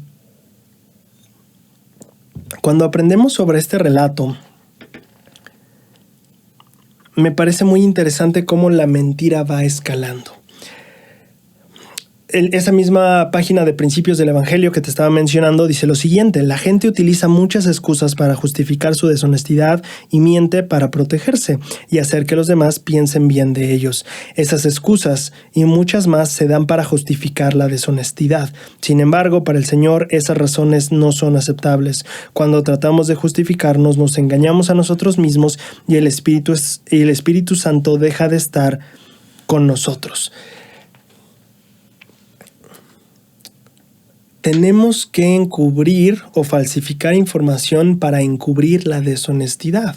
Lo que nos está enseñando esto es que para que una mentira funcione, regularmente necesita de otra mentira. Y para que esa otra mentira funcione, necesita regularmente de otra mentira. Y para que esa mentira funcione, y así nos podemos ir infinitamente. Y eso parece ser que era lo que le estaba pasando a Jacob, o al menos lo que pasa en este relato con Jacob. Jacob empieza diciendo: oye, le puedo llevar un plato de lentejas o el plato de guisado que pide, pero ¿qué tal si me pide tocarme? O sea, yo puedo ir y dárselo y quedarme callado y que él piense que soy Esaú, me da la bendición y ya está. Pero ¿qué pasa si me pide tocar mi piel? Él se va a dar cuenta. Y entonces pasamos de un nivel de engaño a otro, porque el primer engaño era: solo voy a omitir un poquito de información, solo no voy a decir quién soy, no voy a decir nada. Va a ser un engaño por silencio, por omisión.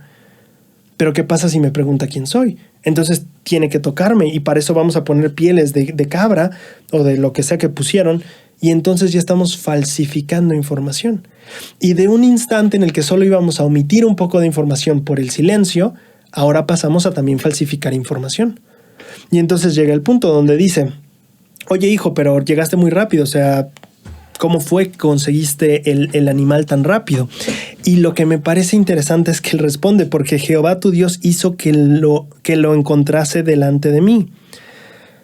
Y aquí la mentira escala otra vez. ¿Se dan cuenta cómo el problema se va haciendo más grande? Es como una nieve, una bola de nieve que va creciendo conforme va bajando. Primero solo oculté información, después tuve que falsificar información, pero ahora ya estoy involucrando el nombre de Jehová en la mentira. Ahora ya no solo soy yo el que miento, ahora también Jehová resulta que me puso las cosas muy fuertes. Jehová tu Dios fue la voluntad de él que aquí estoy. Y creo que entonces caemos en este problema en el que Jacob está cayendo en este problema. Tomar el nombre de Dios en vano, como lo he dicho, no creo que solo sea decir ay Dios o por Dios en expresiones de nuestra cultura, sino que adjudicarle a Dios cosas que Dios no hizo. Dios no le había puesto los animales enfrente, pero Jacob estaba poniendo el nombre de Dios en su mentira. Estaba ocupando a Dios como parte de su engaño. Estaba usando el nombre de Dios en vano.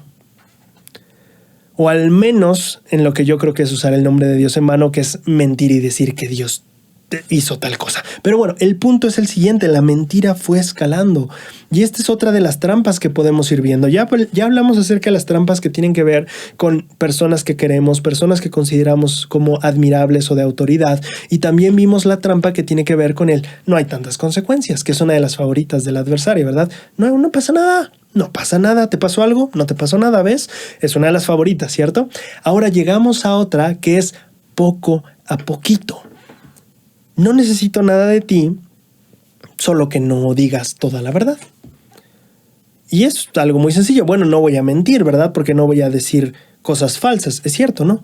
Solo vas a ocultar un poquito de verdad.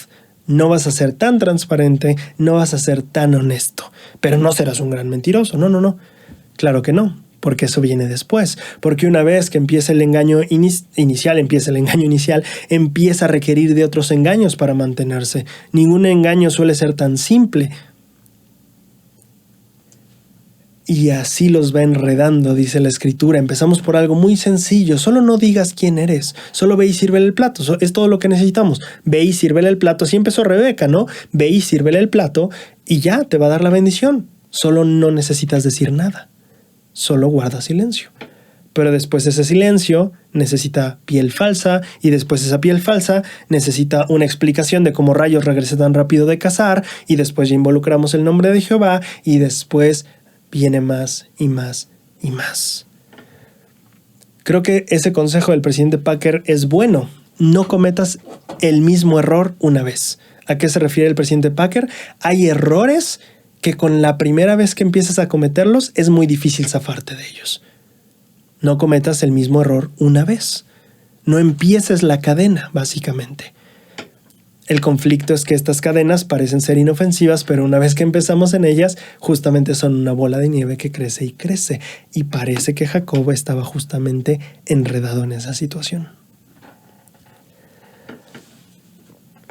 Ahora, ya hablamos acerca de cómo podemos inducir a seres humanos a actuar mal. Suena muy feo ese tema, pero bueno, hablamos de eso, ¿no? Cómo podemos ser inducidos a obrar mal, ¿no? Hablamos un poquito de la mentira. Ahora vamos a traer un poquito más de luz al respecto. Vamos a traer temas más luminosos. Vamos a hablar acerca de la honestidad. Génesis 27:21, una vez que ya pasó este momento en el que Jacob le dice a su papá, bueno, es que me encontré los animales muy cerca. Jehová los puso ahí. Isaac le dice a Jacob, acércate ahora y te palparé, hijo mío, para ver si eres Esaú o no. Aquí seguramente Jacob se puso muy nervioso. Y se acercó Jacob a su padre Isaac y él le palpó y dijo, la voz es la voz de Jacob, pero las manos de Esaú. Supongo que ese momento fue muy duro, si es que pasó así. Jacob debió haber estado, wow, qué fuerte, mi papá sí está reconociendo mi voz, pero estoy engañándolo con mis manos. Versículo 23, y no le reconoció porque sus manos eran velludas como las manos de Esaú, y le bendijo.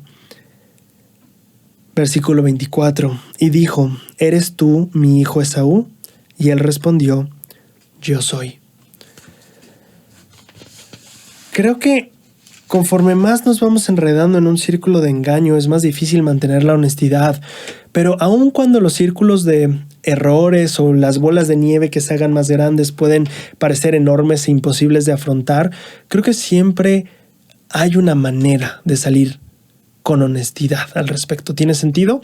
Creo que esta era la oportunidad de Jacob de salir con honestidad. Este versículo 24, cuando el padre le dice, ya te toqué, ya escuché la voz, ya me dijiste, ya me diste explicaciones, vamos al grano. Al grano. ¿Eres Esaú? Y no sé ustedes, pero tal vez en ese momento, si yo hubiera sido el personaje, ahí es donde de verdad me hubiera costado trabajo decirlo. Traté de omitir información, después tuve que falsificar lo de la piel, después tuve que incluir a Jehová en una mentira. Después mi padre me dice, oye, sí reconozco tu voz como Jacob, pero te sientes como Esaú. Y estamos ante mi padre que no puede ver. Diga, entiendo que hay a veces, sabes, algunas omisiones de información que hacemos a ciertos adultos mayores con algunos conflictos de salud o también a niños muy pequeños. Entiendo que a ciertas poblaciones por ciertos temas de salud y por ciertos asuntos prácticos y que en su contexto entiendo que a veces se pueda omitir información aquí o allá de algún u otro asunto. Tal vez porque también explicar tampoco es lo más viable. Pero aquí estamos hablando de una persona cuya ceguera se está aprovechando para engañársele. No es que él no pueda entender el problema, no es que tal vez si tiene, no sé, algún padecimiento como Alzheimer, en 2 segundos o, bueno, el tiempo que tenga se le va a olvidar y pues no tiene tal vez mucho caso que yo le explique esto, ¿qué más le va a perjudicar? Tal vez no le dijo que su hijo se murió en un accidente porque en un rato se le va a olvidar preguntar por él. Y tal vez hay cierto, no sé, aquí cada quien tendrá su opinión, pero el punto que estoy tratando de decir es que muy claramente Isaac quería la verdad. ¿Eres Esaú, sí o no? Y esa parecía ser la última puerta de salida para Jacob de honestidad. Una última oportunidad, la bola de nieve creció muy grande, pero aquí está tu última salida. ¿Sí o no? Jacob dijo, sí soy Esaú. ¿Qué cosas podemos aprender de esto y en cuanto a la honradez? Porque quiero hablar acerca de la honradez y la honestidad. En esta misma página de Principios del Evangelio, en cuanto a la honradez, dice: para llegar a ser totalmente honrados, debemos analizar cuidadosamente nuestra vida, y si hubiera algo, aún lo más mínimo, en lo que hayamos sido deshonestos, debemos arrepentirnos de inmediato. Cuando somos completamente honestos, no se nos puede corromper. Escucha esto: cuando somos completamente honestos, no se nos puede corromper. Somos fieles a toda confianza, deber o convenio. El presidente Joseph F. Smith aconsejó: viva todo hombre de tal manera que su carácter pueda pasar la inspección más minuciosa y pueda examinarse como un libro abierto, a fin de que no tenga nada de qué esconderse o avergonzarse.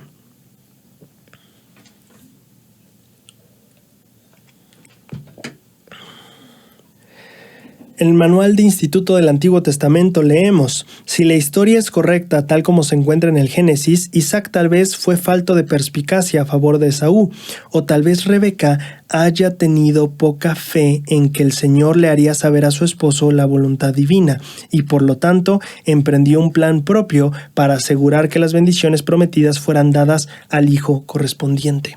Esta parte me parece interesantísima porque podría darnos un poquito de luz acerca de la deshonestidad que tuvo aquí Rebeca para con su esposo, ¿sabes? El manual dice tal vez, si es que el relato está relatando tal cual fue en la realidad, ¿no? Tal vez Rebeca no confió en que Dios le haría saber la clase de bendición que debería dar a cada uno de sus hijos, y entonces emprendió su propio proyecto para poner a Jacob en esa bendición. La deshonestidad, entonces, en esta hipótesis o en este planteamiento, vino por falta de fe.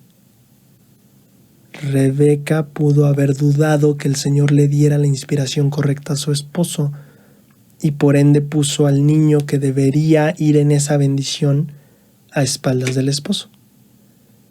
La deshonestidad vino por falta de fe, lo cual, si lo invertimos, nos da una fórmula interesantísima. La honestidad requiere de fe. La honestidad requiere de fe. Me encantó aprender eso esta semana.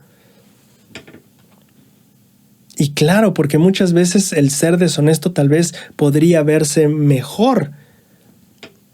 Habrá que confiar y dar un paso de fe cuando a veces la honestidad parece ser no la mejor salida, o al menos no la más conveniente. James E. Faust, en la Conferencia General de octubre de 1996, el año en el que yo nací, dio un discurso llamado La honradez, una brújula de la moral. Y quiero leerles algo que me pareció fascinante de este discurso. Hermanos, todos debemos estar preocupados acerca de la sociedad en la que vivimos, una sociedad que podría considerarse como un Armagedón moral. Es necesario que todos sepamos lo que significa ser honrados. La honradez es mucho más que no mentir. Significa decir la verdad, hablar la verdad, vivir la verdad y amar la verdad. Me encanta cómo el presidente Faust nos comparte esta visión que creo que ayuda a complementar plenamente nuestro estudio. Si la honradez necesita de fe, tiene sentido que la honradez no sea solo no mentir. La honradez necesita de la fe, que es acción que detona el poder de Dios en nuestras vidas. Y la honradez tiene que ver no solo con decir la verdad, tiene que ver con hablar la verdad, vivir y amar la verdad. ¿No es eso la fe? Vivir y amar la verdad. No solo decirla, vivir la verdad. Y entonces vemos una relación muy interesante entre la honradez y la fe. Parece ser que sin fe realmente no hay una honradez plena. Y lo que me llevo, y a mí me encanta llevarme, lo que me quiero quedar de este ejemplo tiene que ver con la honradez es posible al grado, como dice Joseph F. Smith, ¿no? Todo hombre vive de tal manera que pueda resistir, o dice soportar, pueda pasar la inspección más minuciosa. A veces tal vez por no confiar en los propósitos o fines de Dios, tal vez como la hipótesis aquí del manual de Rebeca, tal vez no confió en que su esposo recibiría la inspiración correcta, entonces emprendió su propia empresa algo deshonesta. Pero la honestidad requiere de fe en nosotros, fe en las circunstancias, fe en el plan, fe en Dios, y la fe es acción. La honradez implica no solo decir, hablar la verdad, sino también vivirla y amarla.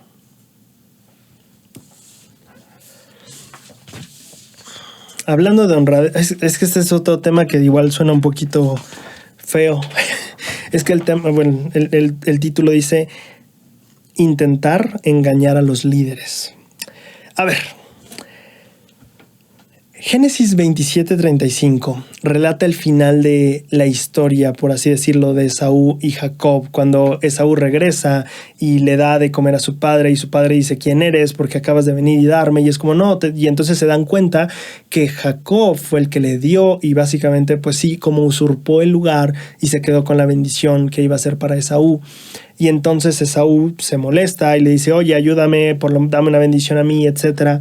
Y entonces en el versículo 35 dice, Isaac le dice a Esaú: vino tu hermano con engaño y tomó tu bendición. El manual de Ven Sígueme dice en cuanto al asunto: desconocemos las razones del método que emplearon Rebeca y Jacob para obtener la bendición de este. Resulta útil recordar que el Antiguo Testamento, tal como lo tenemos ahora, está incompleto.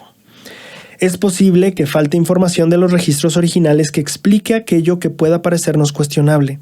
Sin embargo, lo que sí sabemos es que la voluntad de Dios era que Jacob recibiera la bendición de Isaac, puesto que a Rebeca se le había revelado que Jacob había de gobernar sobre Esaú. Después de que Isaac se percató de que había bendecido a Jacob en lugar de Esaú, afirmó que Jacob sería bendito, lo que sugiere que se había cumplido la voluntad de Dios. Cuando yo primero leí esto y estaba pensando en este respecto, yo dije: oye, esto no, tal vez como la vez pasada o hace 2 videos, no sé hace cuánto fue, que dije: creo que estos relatos no reflejan lo que nosotros creemos y entendemos del Evangelio. Porque para mí, al menos como empecé el análisis, era como, este relato habla de una persona que puede usurpar cierto lugar, engañar a su líder en el sacerdocio y conseguir bendiciones que realmente no eran suyas. Y eso no es lo que creemos que se puede hacer. No creemos que puedes engañar al obispo y conseguir bendiciones. No creemos que puedas engañar al presidente de estaca y conseguir bendiciones. No es así como funciona nuestra idea o nuestra comprensión del plan. Y dije, esto no va de acuerdo a nuestro entendimiento del plan. No obtienes bendiciones burlando o engañando a líderes de la iglesia. Pero luego pensé en algunos ejemplos que me ayudaron a entender un poco más la historia. Pensemos en una persona que se bautiza, que cuando toma el convenio bautismal, tiene su entrevista bautismal, etcétera, se bautiza, pero después de 5 o 6 meses, tal vez 1 año, ya que se convierte un poco más a la iglesia, al evangelio, a Cristo, dice: ¿saben qué? En mi entrevista bautismal no dije la verdad. Yo todavía no había dejado de fumar. Ok, entonces la entrevista fue un poco deshonesta porque no contó esta parte. El líder, al no tener la información verdadera, dio la aprobación, se efectuó la ordenanza y ahora un año después nos damos cuenta que no estaba, o sea, que él no fue transparente, que él no fue honesto con lo que dijo. La pregunta es, ¿lo volvemos a bautizar? No lo volvemos a bautizar. Ahí apelamos a la Santa Cena para que obre lo que se tenga que obrar y limpie lo que se tenga que limpiar. Si la persona también ya se ha arrepentido, ha abandonado, etcétera, ¿sabes? Pero aquí lo interesante del ejemplo es que no se vuelve a bautizar. La ordenanza queda efectiva, aun cuando el medio por el que la obtuvo no fue del todo honesto, ¿cierto? Se bautizó porque lo aprobaron porque él fue deshonesto en su entrevista. Pero esta es la parte interesante. La ordenanza no se revoca, no se elimina por el hecho de que él, al obtenerla, haya sido deshonesto. Y ese es un principio muy interesante, porque ahora, con esto en mente, quiero que pensemos en cómo funciona esto, por qué pasa así, por qué podría ser que alguien... Y mira, lamentablemente tenemos que tocar el caso porque se ha dado la situación y ha pasado, me ha tocado escuchar de casos y no es el ideal, pero muchas veces puede pasar que tal vez un joven, tal vez un adulto, tal vez un converso, alguien en todo este ámbito de entrevistas, dignidad, ordenanzas, finalmente haya sido deshonesto en parte de la entrevista y haya procedido a la ordenanza y un año después o tanto tiempo después se arrepiente del asunto.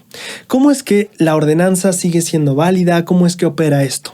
Para entender esto tenemos que entender un poquito acerca del sacerdocio y entender que el sacerdocio podríamos dividirlo en dos cosas principales, y no es sacerdocio mayor y sacerdocio menor, es autoridad y poder. El Elder Bednar en la conferencia de abril de 2012 dio un discurso llamado Los poderes del cielo. Él dijo: se otorga la autoridad del sacerdocio a hombres comunes y corrientes. La dignidad y la buena disposición, no la experiencia, ni la destreza, ni los estudios, son los requisitos para la ordenanza al sacerdocio. El poder del sacerdocio es el poder de Dios para obrar por medio del hombre y muchachos como nosotros, por medio de hombres y muchachos como nosotros, y requiere rectitud personal, fidelidad, obediencia y diligencia. Y aquí viene la parte que quiero que escuches muy bien. Puede que un muchacho o un hombre reciba la autoridad del sacerdocio mediante la imposición. Tú puedes recibir la autoridad mediante la imposición, pero no tendrá el poder del sacerdocio si es desobediente, indigno o no está dispuesto a servir. Entonces, son dos aspectos del sacerdocio. Uno podría tener autoridad y no tener el poder. Es importante ver que estos pueden ser desplegados de manera individual, no están juntos todo el tiempo siempre. O sea, es el ideal, pero si una persona recibe la imposición de manos y la autoridad del sacerdocio y no es digno, la autoridad está porque la tienes como poseedor del sacerdocio autorizado, pero el poder se va. Puedes recibir la autoridad, pero el poder se va con tu dignidad o la falta de ella, ¿no? Y entonces, ¿qué aprendemos de esto? Que las ordenanzas operan en un marco similar. Puede que la ordenanza se efectúe por la autoridad, porque si te bautiza alguien que no tiene el sacerdocio, esa sí la tienes que volver a hacer, ¿verdad? Sí tienes que volverlo a bautizar. Pero si él engañó u ocultó información en la entrevista y se bautizó, ¿qué es lo que pasa? Justo lo mismo que el Elder Bednar acaba de explicar con la ordenanza y el poder del sacerdocio. La autoridad de la ordenanza está, lo que no está de la ordenanza es el poder. Ahora, la ventaja del poder en cierto sentido es que puede venir, así como puede irse, también puede venir por obediencia y por dignidad. Entonces tiene sentido porque, aunque no haya sido tan transparente realmente su bautismo en ese sentido, no tengamos que volverlo a hacer porque la autoridad está. Lo que no está es el poder de la ordenanza. ¿Tiene sentido? Génesis 25:23 dice: y respondió Jehová, y aquí podemos ver un poquito porque aquí creo que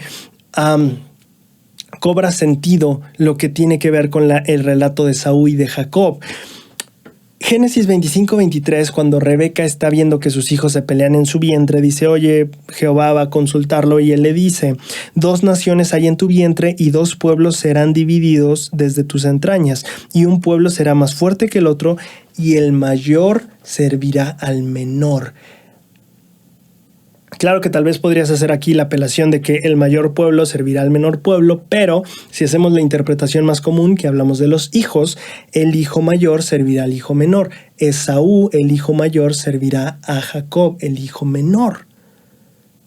Y si vamos a la bendición que le da Jacob en esta parte que hemos leído acerca del engaño, la bendición que le da justamente habla de eso, de que su hermano servirá a Jacob. Esaú va a servir a Jacob. Entonces es la misma bendición que Jehová había hablado a Rebeca, que le había explicado que esa era la situación, lo que iba a pasar con esos 2 hermanos. De manera que es muy interesante porque entonces se ajusta a lo que nosotros creemos, que es que no importa que te pongas antes o después en la fila del patriarca, la bendición que es para ti es para ti. Así te pongas antes de Esaú en la bendición que es para ti es para ti. Y esa tal vez era la parte que el manual de instituto decía que a Rebeca tal vez le pudo haber faltado, la fe de decir: la bendición va a venir por medio de la persona autorizada y va a venir por la inspiración de Dios.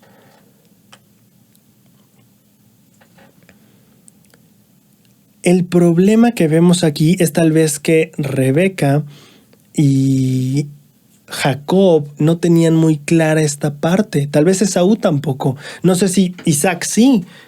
Pero lo que sí tenemos claro en la actualidad y que tal vez esta historia refleja que no se entendía muy bien, era que las bendiciones de Dios no dependen de a quién se le imponen las manos y a quién no. La bendición que ha preparado Dios para ti son las bendiciones que Dios preparó para ti. Así pidas tu bendición patriarcal ahorita o en 20 años, lo que Dios reservó para ti y preparó para ti es para ti, ¿sabes?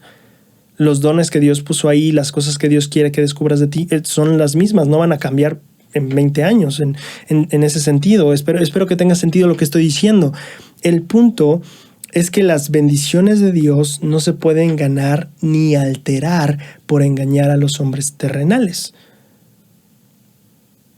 ¿Tiene sentido? No funciona así, no podemos creer que las bendiciones de los cielos las obtenemos si engañamos al patriarca o si engañamos al presidente estaca y si nos vamos a sellar al templo. Tal vez estará la autoridad, pero el poder no va a estar. Esa es la primera lección. La segunda lección, que creo que es muy importante, es que el error de Jacob, y no sé si fue un error que él cometió, pero sí el error que connota lo que Jacob hizo, al menos en el pensamiento de la doctrina, el error es pensar que la bendición puede llegar si yo finjo ser alguien que no soy. Esa es la historia de Jacob. Va a fingir ser Esaú y pensar que va a recibir ciertas bendiciones por fingir ser alguien que no es. Ese es el segundo error o la segunda mentira que yo quiero recalcar en este punto. 1, no adquieres bendiciones engañando a los siervos de Dios. Y 2, tampoco las bendiciones vienen por fingir ser alguien que no eres. Lo que es para ti es para ti, lo que no es para ti no es para ti. Lo cual también trae un bastante alivio a mi alma porque no tenemos que fingir ser alguien que no somos. A veces puede dar miedo cuando tenemos pecados que hay que confesar, pero en todo lo demás creo que es un alivio pensar, no tengo que fingir ser más de nada. Soy quien soy y Dios ha preparado lo que ha preparado para mí. No tienes que fingir ser nadie más digno, más lo que sea, para recibir las bendiciones que Dios tiene para ti. En ese sentido, no tienes que fingir, no se puede fingir eso. No funciona así. Y en dado caso se puede engañar al hombre, definitivamente, pero a quien nunca se puede engañar es a Dios. Disculpen mi voz, creo que ya se cansó bastante mi garganta y se me acabó el agua. Ok, 2 puntos más bien un punto más y voy con mi versículo de poder. A ver. Ya hablamos de algunas cosas que Rebeca hizo bien, ya hablamos de su bondad, ya hablamos de su fortaleza, etcétera, etcétera. Ahorita quiero hablar de cosas en las que creo que no estuvo bien Rebeca y cosas que no creo que debemos de seguir de Rebeca. Génesis 27:46. Y dijo Rebeca a Isaac, fastidio tengo en mi vida a causa de las hijas de Het. Si Jacob toma esposa entre las hijas de Het, como estas, de las hijas de esta tierra, ¿para qué quiero la vida? Ahora, este es un texto bastante dramático. O sea, a mí me recuerda un poquito al punto de, no sé cómo es en sus países, pero algunas telenovelas que de repente tienen diálogos así muy dramáticos de, si no, o las cosas románticas, ¿sabes? Si no estás a mi lado, yo me muero, etcétera. Aquí parece ser un diálogo así. Si mi hijo se casa con una de esas mujeres, ¿yo para qué quiero la vida, no? Ahora, no es la primera vez que Rebeca dice algo con este nivel de es que no sé si decir drama, pero sí con este nivel de extremo, ¿no? Génesis 25:22 registra lo siguiente: y los hijos luchaban dentro de ella cuando estaba embarazada de Jacob y de Esaú. Y ella dijo, si es así, ¿para qué vivo yo? Ahora la pregunta viene, ¿esto es algo bueno, un comportamiento positivo o es algo que tal vez deberíamos evitar? La respuesta es que no es positivo. Y aquí vamos a aprender un poquito acerca de la felicidad y lo que debería darnos, y no una respuesta absoluta, pero sí algunas pistas de nuestro sentido y propósito en la vida. Cuando nosotros damos tanto poder, y aquí es el error que está cometiendo Rebeca, ¿sabes? Uno puede experimentar dolor porque los hijos estén peleados, uno puede experimentar plenamente dolor y una falta de sentido en cierto sentido, porque tal vez tu hijo no se casa con la persona o con la clase de personas o con el grupo de personas que te gustaría que se casara. Todos tenemos derecho a sentir dolor por ese tipo de experiencias. Sin embargo, lo que no está bien que suceda es que nosotros pensemos que porque estas cosas salieron así, no como a mí me gustaría que mis hijos se llevaran y no como me gustaría que mis hijos se casaran, pues entonces yo ¿para qué quiero vivir? Eso sí ya es cruzar al otro extremo. Podemos sentir dolor y tristeza totalmente. Pero el ponernos en un plan de yo ya no quiero vivir por esto, entonces parece que perdimos el rumbo de la vida y lo acabamos poniendo en manos de otras personas. Hemos aprendido mucho sobre el enojo y decir que no deberíamos dejar que las acciones de otras personas controlen nuestros estados de ánimo o nuestras acciones. Y lo decimos mucho con el enojo. No puedes dejar que las acciones de él perjudiquen en ti. Bueno, de la misma manera como hablamos del sentimiento del enojo, también supongo deberíamos hablar un poco del sentimiento de la felicidad, al menos en ciertos aspectos. Tu felicidad no está basada o no debería estar basada en las decisiones de otras personas. Ahora hablo de la felicidad dentro de ti. Por supuesto que todos nos sentimos tristes si un familiar decide alejarse de la familia, si alguien decide o toma decisiones bastante malas. Entiendo. Pero me refiero a esta parte de que no puedes despreciar tu vida por las decisiones de alguien más. Y quiero hablar un poco de la felicidad en este respecto. El elder Jeffrey R. Holland tiene un discurso llamado El camino del evangelio hacia la felicidad en la Liaona de septiembre del 2017. Y quiero que pongas mucha atención a principios que él nos comparte aquí. En las primeras líneas de la Declaración de Independencia de los Estados Unidos, Thomas Jefferson inmortalizó nuestra búsqueda, tanto personal como política, al vincular para siempre, al menos en los Estados Unidos, los 3 derechos inalterables: la vida, la libertad y la búsqueda de la felicidad. Pero observen que en esta magnífica troika no es la felicidad lo que es un derecho, como lo es la vida y la libertad, sino lo que es un derecho es específicamente la búsqueda de la felicidad. Es decir, en la Constitución no es, al menos en Estados Unidos, la felicidad no es un derecho. El derecho es la búsqueda de la felicidad. ¿Tiene sentido? ¿Cómo buscamos entonces la felicidad, en especial cuando somos jóvenes, inexpertos y tal vez un poco temerosos y la vida se extiende frente a nosotros como una desafiante montaña que debemos escalar? Él lo enfoca mucho al ámbito joven porque es un discurso para los alumnos de BYU Idaho, pero yo lo creo, todos debemos aplicarlo hacia nosotros. ¿Cómo buscamos entonces la felicidad? Bueno, sabemos algo con seguridad. No es fácil, y por favor escucha estas siguientes líneas, no es fácil encontrar la felicidad cuando la buscamos directamente.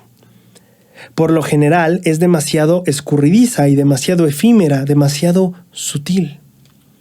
Si aún no lo han aprendido, aprenderán en años venideros que la mayoría de las veces la felicidad viene a nosotros cuando menos la esperamos, cuando estamos ocupados haciendo otra cosa. La felicidad es casi siempre un derivado de algún otro esfuerzo. Henry David Thoreau, no sé pronunciar ese nombre, uno de mis escritores favoritos desde mis días de estudiante universitario, dijo: la felicidad es como una mariposa. Cuanto más la persigues, más te elude, pero si prestas atención a otras cosas, se posará suavemente en tu hombro. Esta es una de las grandes ironías del Evangelio, que a menudo no parecen obvias, como por ejemplo, los últimos serán los primeros, o el que pierda su vida la hallará. En el Evangelio hay y está lleno de tales ironías y oblicuidad, y pienso que la búsqueda de la felicidad es una de ellas. ¿Cómo aumentamos pues nuestra probabilidad de ser felices sin buscar la felicidad de forma tan directa que la perdamos? Es una excelente pregunta. Regularmente, dice él, la felicidad no se encuentra cuando la buscas directamente. ¿Cómo encuentras la felicidad sin buscarla directamente para perderla? ¿Tiene sentido? Mientras más te obsesionas con ser feliz, es probable que más pienses que no lo eres. Entonces, ¿cómo buscas la felicidad sin buscarla en sí para que no la estreses y la arruines, por así decirlo? Ahora, no hay una fórmula fácil para la felicidad y todos tenemos desafíos. Lo que a veces pasa con los desafíos, que son totalmente válidos y que no es posible apagar el botón de desafíos y picar el botón de felicidad, Lo que pasa a veces con esos desafíos es que llegan a nublar nuestra percepción en cuanto a dos cosas que me gustaría tratar acerca de la felicidad en este punto. La primera es en cuanto a percibir un lugar. Mi novia dice frecuentemente que un error en la vida es pensar: cuando tenga esto seré feliz, cuando acabe la escuela seré feliz, cuando me vaya de casa seré feliz, cuando tenga mi pareja seré feliz, cuando tenga un mejor empleo seré feliz, cuando tenga hijos seré más feliz.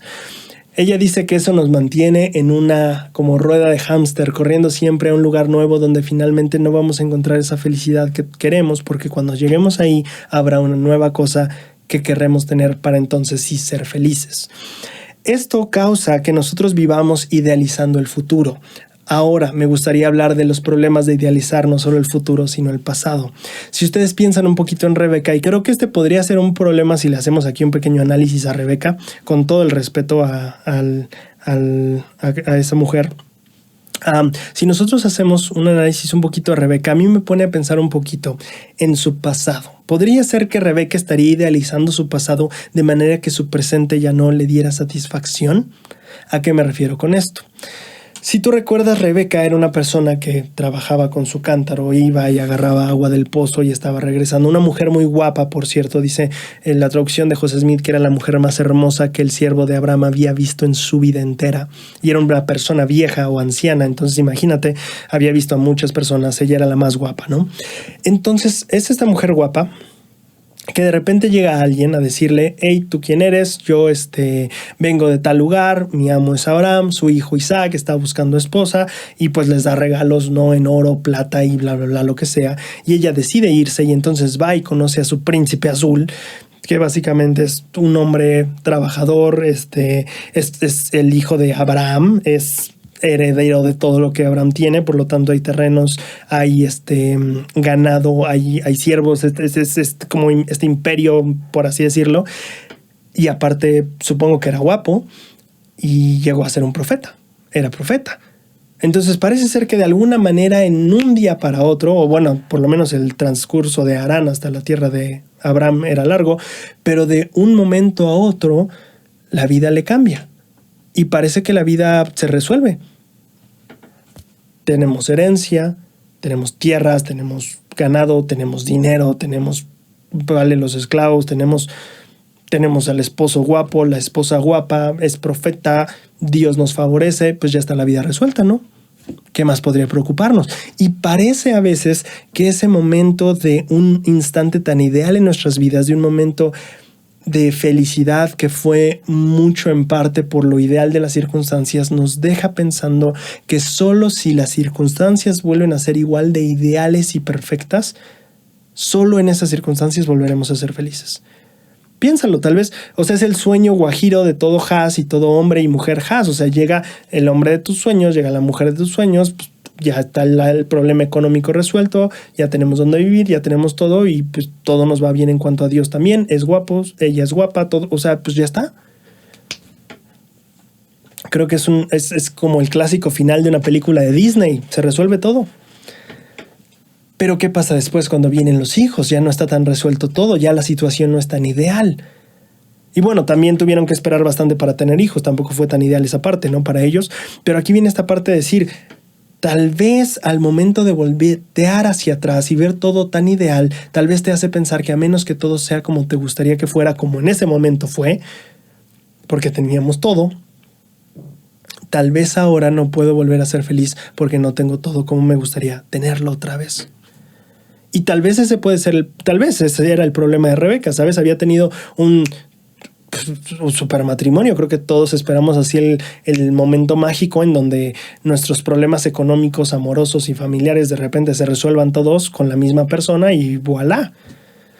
El príncipe azul o la princesa azul, si queremos decirlo así. Pero cuando nos enfrentamos a diferentes circunstancias, entonces se vuelve más complicado. Y siento que tal vez eso pudiera estar pasando con Rebeca. El anhelo de la estabilidad y lo ideal que llegó a ser el pasado le nublaba de ver lo bueno que podía ver en su presente. Y muchas veces nos va a pasar eso. ¿Cómo era la misión tan ideal el sentir el espíritu todo el tiempo? O idealizar el futuro. Cuando yo esté casado, o cuando acabe la carrera, o cuando tenga este otro trabajo, o cuando. pero al final acabamos haciendo nuestros pasados o nuestros futuros demasiado grandes y lo único que pasa es que nuestro presente se ve chiquito. Se ve no tan deseable. Y eso causa un problema, porque sí, justo pensamos, cuando yo tenía la placa misional o cuando yo tenga la placa misional o cuando lo que sea en el pasado o en tu futuro y simplemente está idealizado. Ahora, ¿esto qué nos enseña o cuál es el punto al que llegamos con esto? Que a veces las circunstancias no ideales nos evitan comprender que la felicidad no es un lugar al que se llega. Tal vez esa es la lección que Rebeca pudo haber olvidado. En un punto en el que llegó su vida y cambió y fue súper genial y mágico todo, y de repente es como, oye, ya no estoy en ese lugar. El problema es que la felicidad no es un lugar al que llegas en tu vida. Y si no es un lugar, entonces, ¿qué es? Bueno, la felicidad no es un lugar, ese es el punto número 1. No es un lugar al que llegas, sino, punto número 2, es un estado en el que vives. Repito, la felicidad no es un lugar al que llegas en la vida, sino un estado en el que vives. ¿Vale? Si nosotros recordamos un poquito a Nefi, Nefi no dijo nosotros vivimos felices, tampoco dijo nosotros estamos felices. Nefi dijo vivimos de una manera feliz. De manera que la felicidad, más que un lugar, es una manera de vivir, de acuerdo a cómo lo escribe Nefi. ¿Tiene sentido? Y si pensamos en este aspecto, entonces la felicidad tiene que ver con el proceso de la vida, con el modo en el que ésta transcurre, y no solo en las circunstancias, ¿cierto? Quiero que volvamos al Elder Holland para hablar de los procesos. Él dijo 2 cosas que quiero que recuerdes muy claramente de este análisis que estamos haciendo. 1, no es fácil encontrar la felicidad cuando la buscamos directamente. 2, entonces, ¿cómo se encuentra? La felicidad es casi siempre un derivado de algún otro esfuerzo. La felicidad regularmente deriva de otro esfuerzo. Ahora nota eso. Él no dijo otro logro, otra meta. No hablo de logros y metas, hablo de esfuerzos. ¿Te das cuenta? No hablo de lugares a los que llegas, hablo de modos en los que transitas. ¿Sí? Caminos. Habló del proceso en lugar de la meta. El esfuerzo en lugar del resultado o del logro. ¿Tiene sentido? Y entonces nos damos cuenta de algo que es muy interesante. Tiene que ver con el proceso. No sé si has visto ya este video que hicimos Diana y yo de tratar sobre la salud mental, pero esto tiene todo que ver con ese discurso que es fascinante, Elder Kopischke. Si no lo has visto, velo, creo que es muy buen video. Bueno, no video, discurso que analizamos. Hay 2 cosas que Elder Kopischke nos invita a tener muy en cuenta, que creo que se relaciona todo esto con la felicidad. Él dice, tenemos que aprender a tener expectativas adecuadas. Tal vez Rebeca había perdido esas expectativas adecuadas y habían sido expectativas idealizadas. Y 2, tenemos que aprender a estar satisfechos con los esfuerzos. Y es justo lo que el Elder Holland nos está enseñando aquí. La felicidad viene de los esfuerzos paralelos, no de los logros paralelos. El problema es que nos sentamos tanto en los logros que descalificamos el esfuerzo. Y justo es lo que le pasaba a Rebeca. Si mi hijo Jacob no se casa con la que yo quiero, pues ¿para qué quiero vivir? Oye, espérate. No estamos preocupados por el logro. La pregunta es, ¿qué tal tu trabajo y esfuerzo como madre, tal vez? Eso es lo que va a contar. Tu hijo va a tomar sus propias decisiones. Es que mis hijos están peleados. ¿Yo para qué quiero vivir así? Oye, espérate. De nuevo, fija expectativas adecuadas. Los hijos no van a vivir aventándose pétalos de rosa toda la vida. Y 2, aprende a sentirte satisfecho con el esfuerzo. Tú has hecho tu parte para enseñarles correctamente, tú has hecho tu parte para mediar correctamente, etcétera, etcétera, etcétera. Parece ser que Rebeca había olvidado estas 2 lecciones. La felicidad no es un lugar. Tienes que aprender a fijar expectativas adecuadas porque no son el cumplimiento de las expectativas lo que te va a dar la felicidad. Y 2, la felicidad viene en el esfuerzo paralelo, no en el resultado que quieres. ¿Tiene sentido? Y entonces cuando vemos esto entendemos por qué tal vez Rebeca sentía esta desesperación terrible por mi vida, ¿de qué me va a servir? Pues claro, porque habría perdido el enfoque. Había buscado la felicidad directamente. Yo quiero esto y esto me va a dar la felicidad, así que tengo que tener esto. Buscar la felicidad directamente probablemente es la manera más fácil de no tenerla. ¿Qué aprendemos de todo esto? Tal vez resumido en una lección, que el corredor que disfruta la carrera siempre gana. ¿En qué sentido? No siempre ganará el primer lugar, pero si su mayor gozo no es el primer lugar, sino la carrera en sí, siempre que corra ganará, porque será el que disfrute eso. No significa ser mediocre y no querer competir, no, todo lo contrario. O sea, no significa no querer ganar. No, el esfuerzo es para lograr algo. Pero lo satisfecho no debe venir por el logro, sino por el esfuerzo en sí. Tiene sentido porque si no nos esforzamos por llegar a ese lado, tampoco el esfuerzo no va a existir ese esfuerzo. ¿Tiene sentido? Necesitas tener ese objetivo y ese logro y esa meta enfrente y trabajar por ello, pero entender que tu satisfacción no viene de lograrlo, sino de competir. Por eso la persona que siempre gana es la persona que disfruta competir, porque llega en primer lugar o segundo, su mayor premio está en la competencia en sí y no en el trofeo.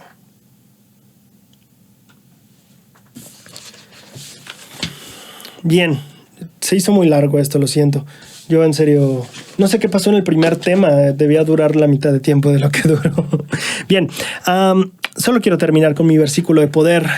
Génesis 26, 14, 18 dice: tuvo rebaños de ovejas, está hablando de Isaac, y hatos de vacas y mucha servidumbre, y los filisteos le tuvieron envidia, y todos los pozos que habían abierto los criados de Abraham su padre en sus días de Abraham, los filisteos los habían cegado y llenado de tierra.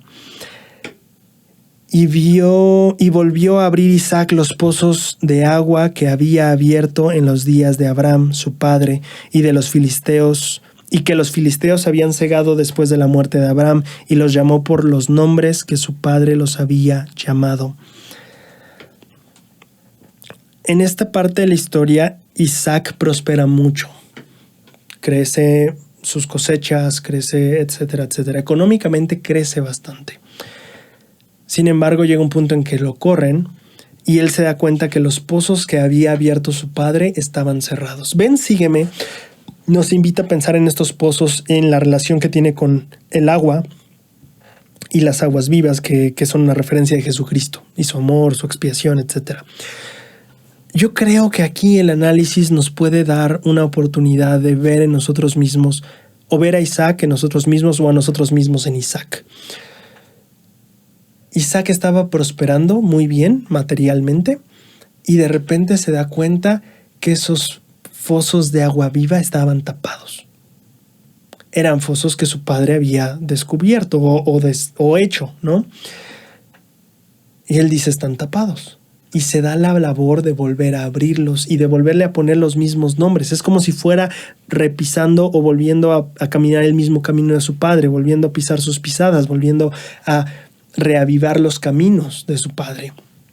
Y en este aspecto, si lo tomamos de esta manera simbólica, los caminos que llevaban al Salvador, a las aguas vivas, ¿cierto? Los pozos.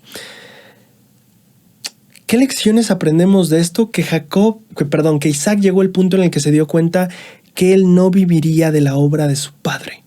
Se dio cuenta que si descuidaba la conexión que Abraham había creado con las aguas vivas, si él descuidaba eso que su padre había hecho, se quedarían tapados. Que si iban a permanecer abiertos, él tenía que hacerlo. Papá ya no estaba ahí para hacerlo. Él tenía que mantener abierto ese conducto. Isaac se dio cuenta que iba a tener que dar su propia, y si lo vemos de esta manera simbólica, por supuesto, Isaac se da cuenta que no puedo vivir del testimonio de papá. No puedo vivir de la conexión que papá tenía con las aguas vivas. Tengo que crear mi conexión, tengo que mantener mi conexión estable. Papá lo hizo muy bien, pero ahora ya están tapados. Yo tengo que destapar esos pozos. Tengo que reconectar nuevamente con las aguas vivas. Porque Abraham tuvo su convenio, sí, mi papá, pero conmigo lo tiene que renovar Jehová. No lo gano solo porque ya fui su hijo. Diría Juan el Bautista, Dios puede levantar hijos de Abraham incluso de estas piedras, ¿verdad? Parece que él estaba aprendiendo esa lección que Juan el Bautista le daba a los judíos muchos años después. Ser hijo de Abraham, ¿de qué te jactas? Dios puede hacer hijos de Abraham incluso debajo de estas piedras. Entonces, ¿qué tiene que ver tu relación con el convenio? Bueno, que tú tienes que trabajar por esa relación. ¿Qué tiene que ver los pozos que Abraham ya acabó, los convenios que él empezó? Que tú tienes que acabarlos otra vez. Que tú tienes que abrir esa conexión con las aguas vivas de nuevo. No solo porque eres hijo de Abraham van a quedar así abiertas. Se van a cerrar. tú tienes que abrirlas, tú tienes que mantenerlas abiertas, tú tienes que crear esa conexión. No puedes vivir del convenio de tu padre, se tiene que renovar contigo. Tú tienes que renovar tu convenio. Sí, viene de Abraham, pero es tu convenio también. Ahora lo es, y tú tienes que renovarlo, es tu responsabilidad. Tampoco puedes vivir del testimonio de Abraham, es tu testimonio el que tienes que avivar. Estuviste muy próspero ahorita en cuestiones materiales, está muy bien, pero ahorita ya te diste cuenta que hay algo que desatendiste. Es algo que papá trabajó muy bien, pero no por eso quiere decir que va a ser igual de fácil, o más bien que va a ser fácil para ti. Tal vez Isaac estaba dándose cuenta de esto, al menos es el simbolismo que podemos ver. No puedo apoyarme solo del hecho de que mi papá hizo un convenio con Dios. No, yo también tengo que hacerlos. Y si lo pasamos en nuestro contexto actual, el hecho de que mi papá y mi mamá se hayan bautizado, a ver, yo me tengo que bautizar, digo, nací en el convenio, pero yo tengo que hacer mis propios convenios. Mis papás se sellaron en el templo, sí, pero yo tengo que hacer mis propios convenios también. Mi propio camino, mi propio testimonio, mi propia conversión. Y creo que era la lección que podemos ver aquí en Isaac. Papá hizo un excelente trabajo, pero si vamos a seguir teniendo la conexión con esas aguas vivas, va a ser porque yo las mantenga abiertas. Y llega el punto para todos nosotros donde nos damos cuenta que sea por los misioneros, por un buen líder, por un padre, por una madre, por quien sea que nos haya ayudado en el camino del discipulado y haya abierto los pozos por nosotros como Abraham los había mantenido abiertos para Isaac.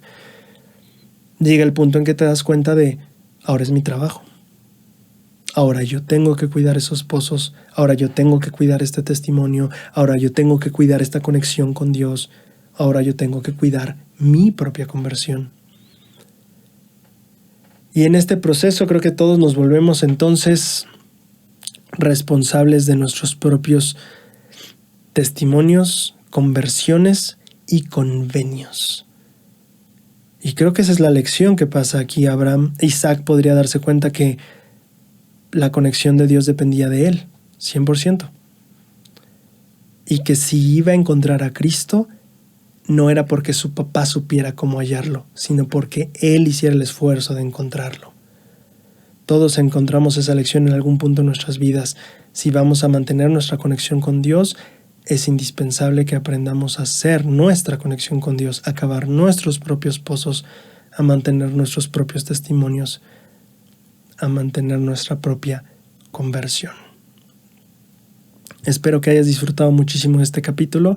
Nos vemos el miércoles y la próxima semana.